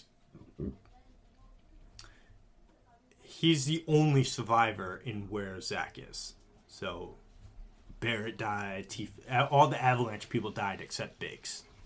Right? And then Zack lived in his fight against the army dudes when he should have died. Aerith's in a coma. Cloud's still Mako poisoned. Coma thing. But then your job as Zack when you're playing him is like, well, let me just find this Biggs guy. So you do find him and you start talking and you're just walking around talking to him. And Biggs says some funny things. I'm 95% sure that Biggs that Zack is talking about is the Biggs from Cloud's timeline. Because he's like, dude, I thought I was a goner. And the whole building was on fire. And it shows him where he dies in the original. Where you leave him behind. And he passes away. The one thing I know, I'm about dying. Next thing I know, I just like... The wind starts blowing and I could feel the breeze. And I wake up. And come back to. And there's no fire anymore in the building. So it's the same Biggs. And then Zack says about the same thing. And it shows Zack a bullet coming to his head that just... disappears. And he's like, yeah, I was outnumbered and surrounded, and next thing I know, there's less of them, and I can beat them. So it's like the afterlife. The whispers are doing things. the wraith thing. Yeah. So I don't know what's actually happening, but I like, hate Nomura so much. yeah, I really do. There's no reason to do this to this story. yeah. But either way, I also think I'm it's- still liking it because it's not. It's I think for it's just now. the I haven't beaten the game, Yeah. so again, I really did not like the ending of Remake. The last 5 minutes is my problem with Remake. Yeah. I was fine with the wraith things because it was just a new element that they threw in. That was whatever while playing through Remake. It's literally the last 5 minutes where they become a problem because they introduce these new characters. Well, that's my problem with adding in new elements is because you need to justify their existence. Well, I was You bringing can't that up. just add the wraiths and not have a point to them. So the point to them is all the awful shit that's happened. So, because this was a theory when Remake came out and finished, and people talking about the ending, that all of the Remake saga is also a different timeline than the original. But it's the same Sephiroth or whatever. Which, they make a theory that kind of, but it comes from Advent Children, actually. Because of what they did to the plot with Advent Children, because you had the 3 Sephiroth clones that weren't Sephiroth, but Yeah. they get a hold of Genova cells or Sephiroth cells or whatever. Sephiroth can then come back, which is the whole point of his line, "I will never be a memory." Yeah. So as long as Genova / I'm ready Sephiroth to cells, fucking retroactively hate Advent Children if it's what caused this. because Sephiroth shows up a lot, but it could also just be Cloud, because every time he does it, Cloud's like his. Yeah, I saw one of those PTSD visions, like the fire down the streetway. Yeah, so Cloud sees Sephiroth a lot Alleyway. of the time when no one else sees them. You know, the whole gang is in the room, and he'll look over and he'll get that does like a static noise, and then he's like got a headache. Oh, Yeah, and he'll see Sephiroth over there doing something menacingly standing over or there. just like walking away and then you follow him. Yes. So some stuff like that happens, but then there's other times where the dudes in the black robes that walk really slowly. I don't know if you had to have gotten far enough to at least see him. Where Cloud meets Tifa in Remake again, and she brings him to a room. His neighbor, he's in a black cloak. No. Well, their big plot in this one, they're soldiers or experiments that are in cellular degeneration, like how Angeal and Yes. Genesis was going through. So they're people like that, and some of those people, Sephiroth just controls for a few seconds, says a few things, and then pieces out. So it's like the same thing that in Advent Children, where he becomes that clone person, and that's how he comes back. He uses these people, and they're all trying to get somewhere. They're being drawn to where Sephiroth is. They keep walking there, Or to what he wants, maybe. the black materia. Yeah. So, which is what I'm looking for right now, and I already know where it is because I played the original. I'm just so sick to my stomach thinking of the Nomura influence. Yeah, we'll see. I'll let you know when I get to the last 5 minutes of this game. The part that blows my mind is the optimistic take is this is all for nothing and that it doesn't change the plot line. The best case scenario is there's a whole bunch of wasted effort in this. So far, the only thing that bothers me is the over insertion of Sephiroth into everything. Sephiroth is just everywhere and is being blamed for everything, which is true. But in the original game, it's he was just this looming threat, and it's Who's always just 2 steps ahead of you, and you're catching yes, bits of his aftermath, because not everywhere you go has he touched and destroyed either. exactly. It's you go to the Shinra building to do your thing, but then it's oh no, Sephiroth was already here. But they changed that part in the thing. It's you fight your way through the Shinra building, and he comes in last second and then kills the president. And where before it's you don't fight. See, I even hate small changes like that. I hate it. I don't mind that because it's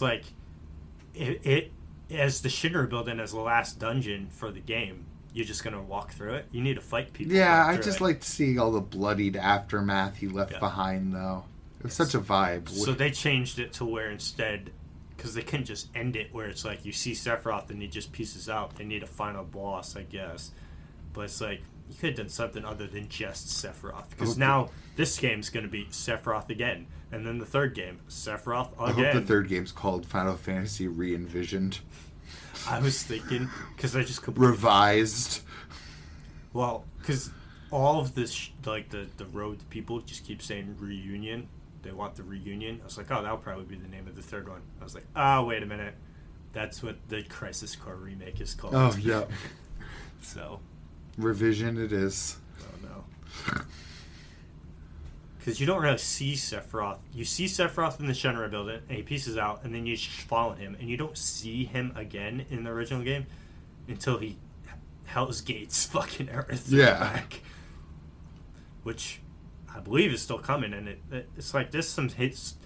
There's been some subtle hints that I've caught up on. Is she suddenly going to be reunited with Zack in the other world? Yes, or suddenly reunited with Masamune. Her spine. You know what? I would love... I don't think this is where it's going to go, because it's Dobura. I would just love if that's their experience being in the live stream, and it's just showing that to lead up to the moment when the live stream protects the planet from Meteor. Well, because there's also way more, like, mention of the live stream and stuff like that, too. I'm It's really just like, hoping that's what they're going, because that would make some fucking sense.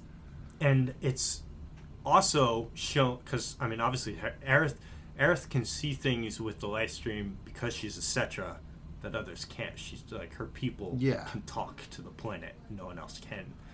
And they've already tied one thing in, because when one of the times you go to play as Zack, everyone gets in a boat, and you're this dude's rowing you literally through the live stream. And you're going through a river, highly dense Mako, and it's like the live stream's everywhere. Yeah. And then it switches you Zack, and you're just walking around, you're talking to Biggs or whoever, and he comes back into the room, and he's talking to Aerith. And, you know, doing the same thing she said to him, like, hello, anyone in there, when they first met, and that kind of stuff, not getting it. And then he, holds her hands, because she's in the coma, and then it goes back to the party, and Aerith's sitting in the boat, and she has her hand over the edge of the boat in the live stream, just like touching it, like, and then it shows little gold specks come up and touch her hand, and she's like pulls out. It's like she hears, like, we as the player here. She doesn't meant to say that she heard Zack, but you can hear Zack's voice. See, that would actually be a nice touch if they somehow pull it in like that. So it's like she heard him through the live stream, or she felt him through the live stream. She felt him touch her hand, and just only for a split second it goes right to something else, but she felt something when she was in there.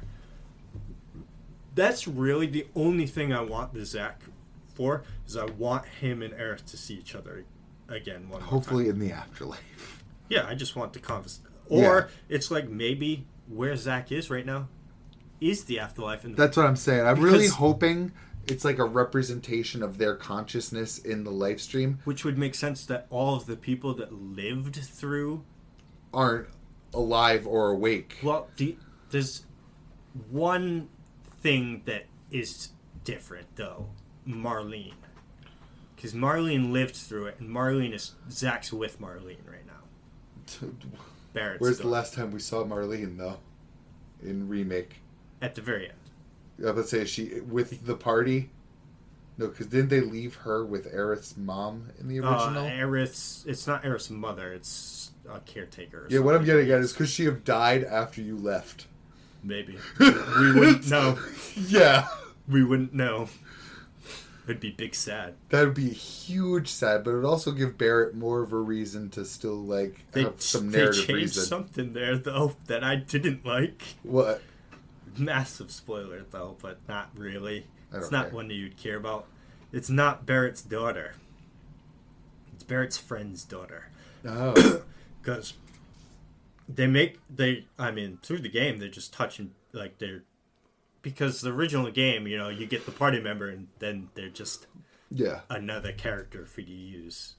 Maybe they have 5 minutes of conversation. Yeah, half of them don't have any real plot relevance. Vincent has like no plot relevance to the entire. The entire cast is with me right now, Vincent included. And Sid? But yes, but neither Vincent nor Sid are playable. All right. Nor are they like Red 13 in the end of the first game where they fight with me, but I just can't. They're just around for the plot. So if I'm walking around and they don't follow me like outside in the field, but if I'm in town, I can. Vincent's there and Sid, because Sid, when you first meet him, he's just a means to travel. Yeah. So you can signal him and he'll fly you around like a fast travel. Which makes sense. That's how he's introduced. But yeah, but Vincent's coming around because he's like, I got unfinished business, Sephiroth, and you said he's your foe, so here I am. Because again, even in unfinished business, I'm like 95% sure that Vincent is Sephiroth's grandfather. Yeah, I'm pretty sure from the original lore that that's what it was. He has some relation to Sephiroth, like familiar, because Hojo's Sephiroth's biological father.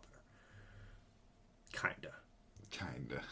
Because Hojo's wife, while she was pregnant with Sephiroth, Hojo injected all the Genova cells and all of that stuff to make the perfect soldier. That's why Sephiroth doesn't. So would it more be the mom that contributed genetically, not Hojo himself? Well, Hojo. It takes two to tango. Well, I don't know, the way you made it sounded like the Mako fucking impregnated her. Oh, yeah, no. So. Or the Genova cells were the other genetic contributor. She was pregnant. Hojo's like, the perfect experiment, because Hojo is a fucking dickbag.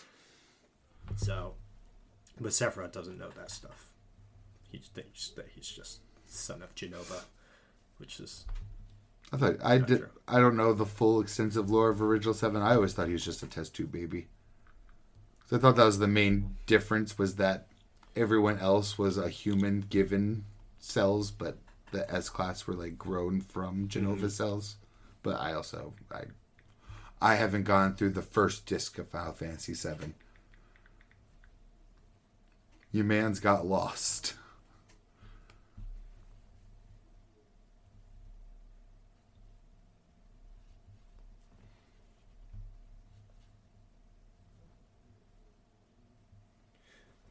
Yeah. Oh, that's a Kingdom Hearts name. Fucking Sephiroth's mother's name is Lucrezia. Oh, wow. Oh. My throbbing brain. That's the girl in the crystal Vincent wanted to save in Dirge of Cerberus. And I played that game too. Both mother and daughter escaped from Shinra. I just had a cloud static moment.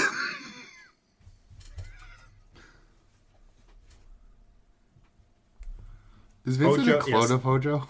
I don't know. It just says Hojo is Sephiroth's biological father, and Sephiroth's mother was Lucrezia.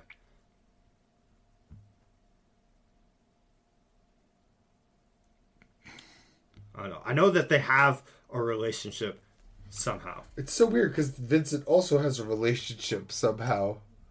But if he's also granddad to Sephiroth, is he Hojo's dad? I don't understand.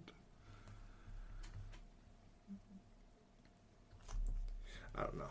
I know there's some relationship there between Vincent. I looked it up. It doesn't. There has to be, because otherwise he's literally just there. Well, even in the original game, it's like you only get him because you input the correct code into safe. The right place. Yeah. That's just like and beat the fucking pain in the ass boss. Yes. Well, he was a pain in the ass boss in this game. Yeah. Yeah, I lost to him the first time. I was like, damn. Because I'm such a aggressive player, and he just is not a boss to be aggressive against, because he does a lot of counters, and you gotta not attack in certain places. And I'm just like, I want to be always attacking you. It's the DPS mind.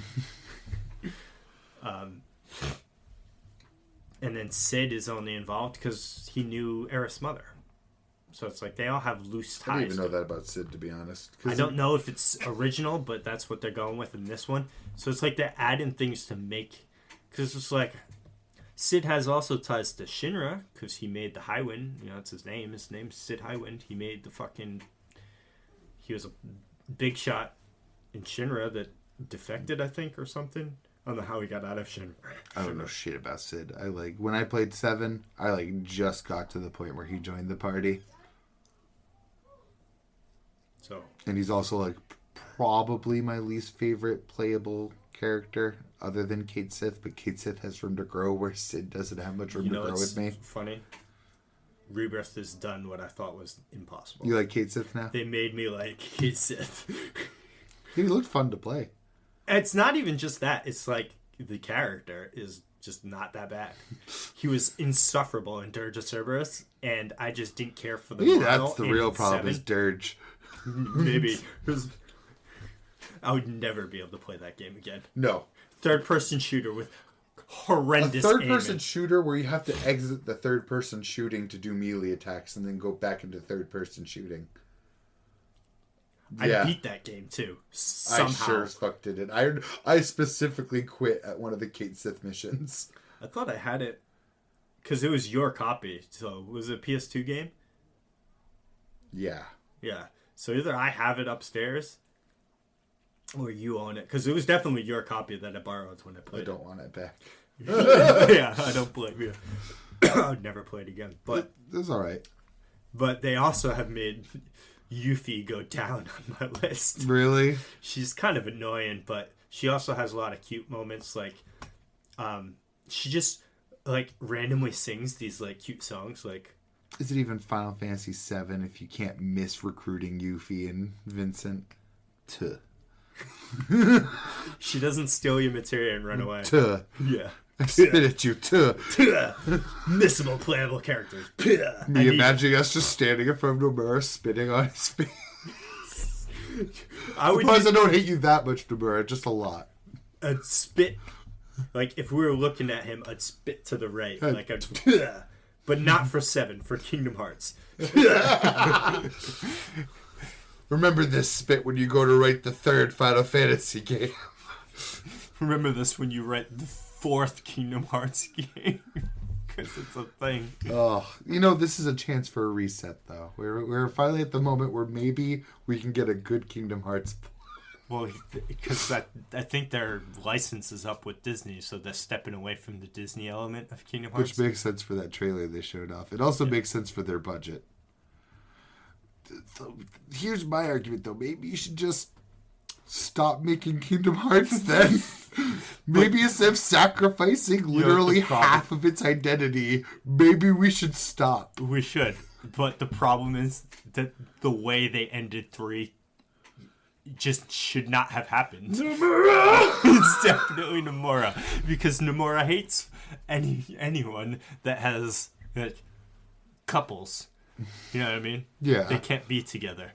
You gotta kill off Aerith. You gotta kill Zack. You gotta kill but not really kill Sora. Yeah. So that he can't be with just stop making Kingdom Hearts. Just make a DLC that reunites them and call this series over. I think 10 years down the line we're going to get something completely unrecognizable from Kingdom Hearts. The maps are fucking glorious in Rebirth. So you have the first one that's right outside Junon. Then you go to a desert area, kinda-ish, where the Cannon town is. Yeah. Which is kind of smaller. So the first area, I think, well, not really. Costa del Sol would be considered the biggest map, but it's technically 2 in 1. Yeah, that in Westport, I think it is. Where the Gold Saucer is in Costa del Sol. Oh, sorry, I was thinking of 14. No. Because how Costa del Sol is also a split map in 14. It is, yes. I said that to my wife too because she saw it. And she's like, "Oh, it's Costa del Sol." I was like, "Yeah, it came from 7." Sorry. No, I totally get It went too. right to the 14 map, too, because I know it's 2 different ether ports, and there's no landway that connects them without having to take 2 loading screens. Yes. Us Lone Solo Mensa starters. Then there's Gungaga has its own full map that's huge. Nibelheim has its own full map that's decent in size. Should. And then there's the Cosmo Canyon, which is Red 13's home. What's Yuffie's home again? Wutai. Thank you. I was about to say something so hilariously fucking wrong. What were you going to say? Let's go say Wuhan. I was just going to type it out and like flash it to you so I didn't have to embarrass myself, but no. The moment came. No. I had to pay the Reaper. No, Wutai. Thank you. We go there in Original 7, so it'll I'm probably assuming be it'll not just be in the third game. in the yeah. third game. Definitely not now. You probably want to save it up to make it actually look like an actual kingdom. The only other map that I think I'm going to go to that's probably not going to be a full-scale map is probably just going to be like linear dungeon style is where I think the game's going to end. Because the same thing happened at the end of 7. You had all these different sectors that you could explore in Midgard. And then the end of it was the Shinra building, which is all like linear dungeon kind of thing. Right now, we're back at the Gold Saucer trying to get the Black Materia. I mean, the Keystone. Which is like That literally where I got stuck in Original 7. Because I had no clue I had to go there to get the Keystone. So I was just like circumventing the globe. I told that to my wife, too, because she's been kind of watching me play it sometimes. She's been really sick, so not really recently, but the Keystone, as soon as it came up, was like, I already know where that is without you telling me. And then they told me. I was like, wish you told the players. I wish you told me back then. It was in the, like, not only is it in the last place you would ever check, but it's also all the way at the top of it where you wouldn't go when checking. It's in its own small I did little check room. there. And I it found just- the mini game in Original 7 where you're doing wave defense rather than found the Keystone. Yeah. So I'm at the Gold Saucer getting the Keystone to then go to the Cetra Temple where Aerith is killed by Sephiroth. So like I said, I think that's where the game ends, is that dungeon. So you're going to go through And that fighting Sephiroth again. and fighting Sephiroth. Or they shake it up and maybe have you... Because I'm sick... You know what I'm really sick of? Fighting Shinra execs and not just killing them. Like, I've fought in 2 of them now in this game. Isn't Kate Sith secretly like one of them? Yeah, he's isn't Reeve or whatever? Yes. He's on the, like, all of the important meetings that you see with President there. Shinra, he's sitting right there. Awesome. I love Yes. that. That's the one thing I did like about Kate Sith that whole time. Yes. But Which is why I'm Anyone open playing- to liking him more. they kind of, like, make Kate Sith look weird. As in, like, he's suspicious at certain times. Because, like, he's a robot. So there was one time where he was just turned off. They know he's a robot and know he's a 9 to 5 guy in, Midgar? he says he's a 9 to 5 in the housing department or something is what he's saying. But there was a time where they were like poking him because you would come back because you just came back from a cutscene with President Shinra and Reeve was sitting there, so he was busy in the meeting. Yep. But they've shown Reeve a few times, but you know he's got totally different voice and it gets no, like, if you didn't play 7 you wouldn't know. You would think that something's up with Kate Sith, but you wouldn't know that he's Reeve. Yeah. So where I am, I don't forgot know. why I knew. I don't know if it'll be revealed in this game. I don't remember how it's revealed in 7 anyway. That he's a big executive in Shinra, but I'm just hoping the weapon, like Emerald weapon or Sapphire weapon, is playable as a boss fight in this game. I've seen something that might be Emerald weapon, but it doesn't look like Emerald weapon. But they call it a weapon, and it's emerald in color. So I just saw a great picture of Reeve holding the Kate Sith robot. Yes. He looks really good too in his the updated graphics. Aww. Like a classical, like, Oh yeah, drawn style of it. I told you. Was he in Advent Children at all? I feel like he was. I'm sure like all a of moment. them were Yeah. at some point. Fair. I mean, Vincent's in it for all of 3.3 seconds at the end of it. And one line for Red 13. There are still children with the stigma. Which is funny too, now that I hear about that, because for Red 13's character arc that they go through, that deep tone voice is a thing that he puts on to make himself look older and wiser, but he's actually just like a 16-year-old kid. Oh, I thought this was from Advent Children, but it's actually Dirge. It's absolutely fucking Dirge. Yeah, it is. Because I forgot they all had that one scene where the whole gang comes to help. For no other reason than fan service. Yes. The Nanaki storyline was great. Good. Fantastic. They gave him so much love, though, I figured it would be. You know what I'm also pissed about? Stop forcing me to have Cloud at all times in my party.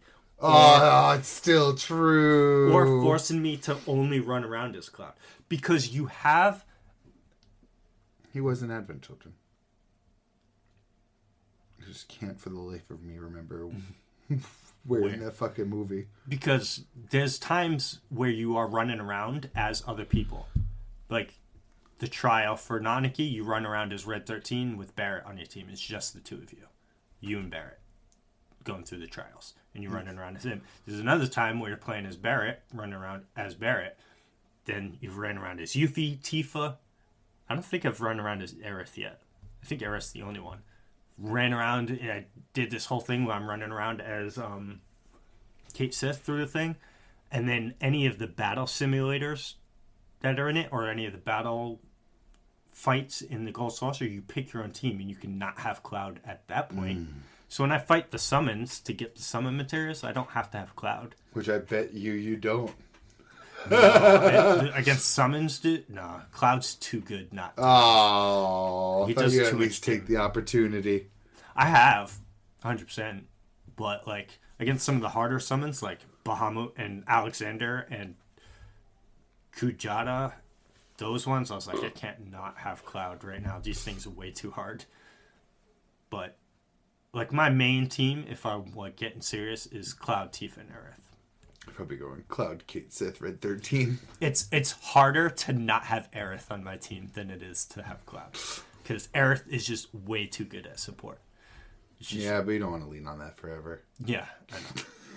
But, I mean, the game is set up to where everyone should have Cure on them. Yeah. Because you have so many materia slots. Everyone should have that materia. But, like, if that option is there,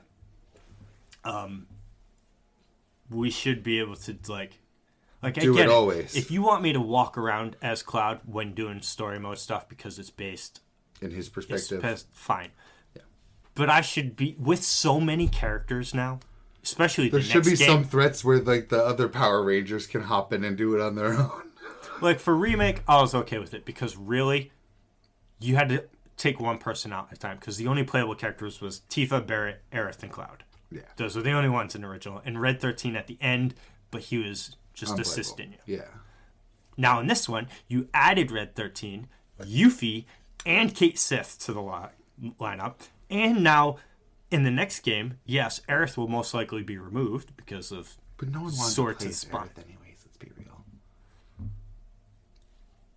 And then you're going to add Sid and Vincent. So it's like now you have 9 or 8 people to choose from, and you're limited And to next 3 they add persons. Sid, Vincent, and Zach. Yep. Please no. I love Zach, but no. I'm really hoping They they can't don't. exist at the same time as Cloud.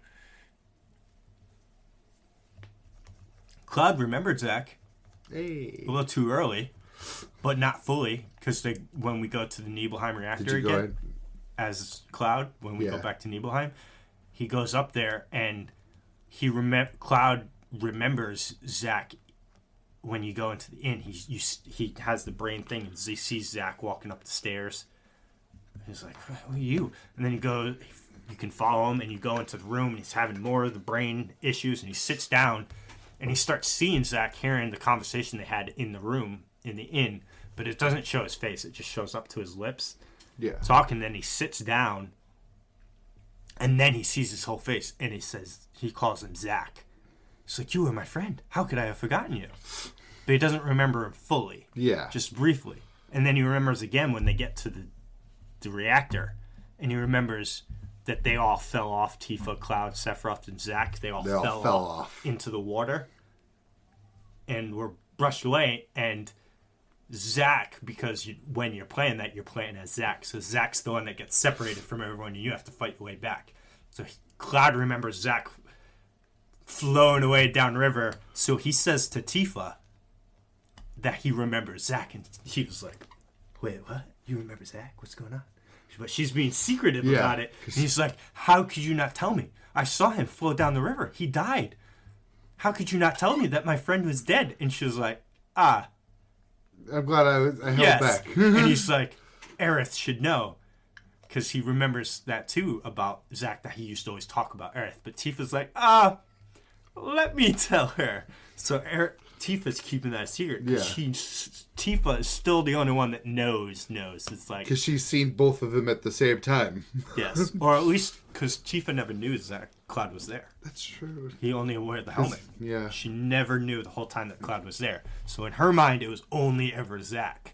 So she's like, something fishy's still going on here, and I don't want to upset people. Can you go back to Cloud's house? Yes, but when you go there, so it's weird. So I did it in the original 7.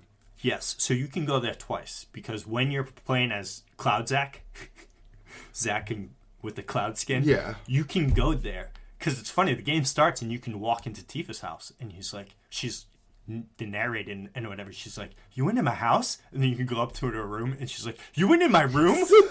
You touched my stuff?" But then you can go to your own house and have a conversation, because that's where his mind gets melted in. Because in the original, it was really creepy, because Cloud does go to his house when he went there with Zack, but not Tifa. He went there in the soldier uniform and talked to his mom, but in his mind, he went there as soldier first class while Zack was in the inn or whatever. So you go there as Cloud, and you have a conversation with your mom and everything in the beginning of the game with Sephiroth there with you in town. But then you revisit. It's funny. It's good too, because it shows the dual perspective. Because you, as playing as Cloud Zack, which is what Zack was doing during the events, and you're coming, but he's trying to get to his mom, and you're going through the town, but then when you're getting close to his house, you can see the soldier on the ground that is Cloud crawling to the front door of the burning house trying to get to his house. But then you go through the building, and then it shifts, and now you're on the ground crawling to the house, and the soldier's not there. It's Cloud Zack. So it's like you can see while playing through Nibelheim, Cloud's, like, you, the player, he's narrating it for everyone so they don't see it. But you, the player, can see Cloud switching between the places of what Zack was doing and what Cloud was doing, but doing it as one person. So it's pretty cool. But then when you come back in real time, remember they rebuilt it and all the original villagers are gone. Yeah. It's just weird. It's just empty homes. Well, now there's people there. Shinra people there, all the robed people are there. It's like a treatment center for Mako poisoning. But we have to call it there. Yes. Next week I'll complain about the ending and how shit it is. And why Zack's back. I love you, Zack. Stay where you belong. In my memory. I will never be a memory. Be a memory! Never! But Dukes of Weebdom. 54. Take care, y'all. Peace.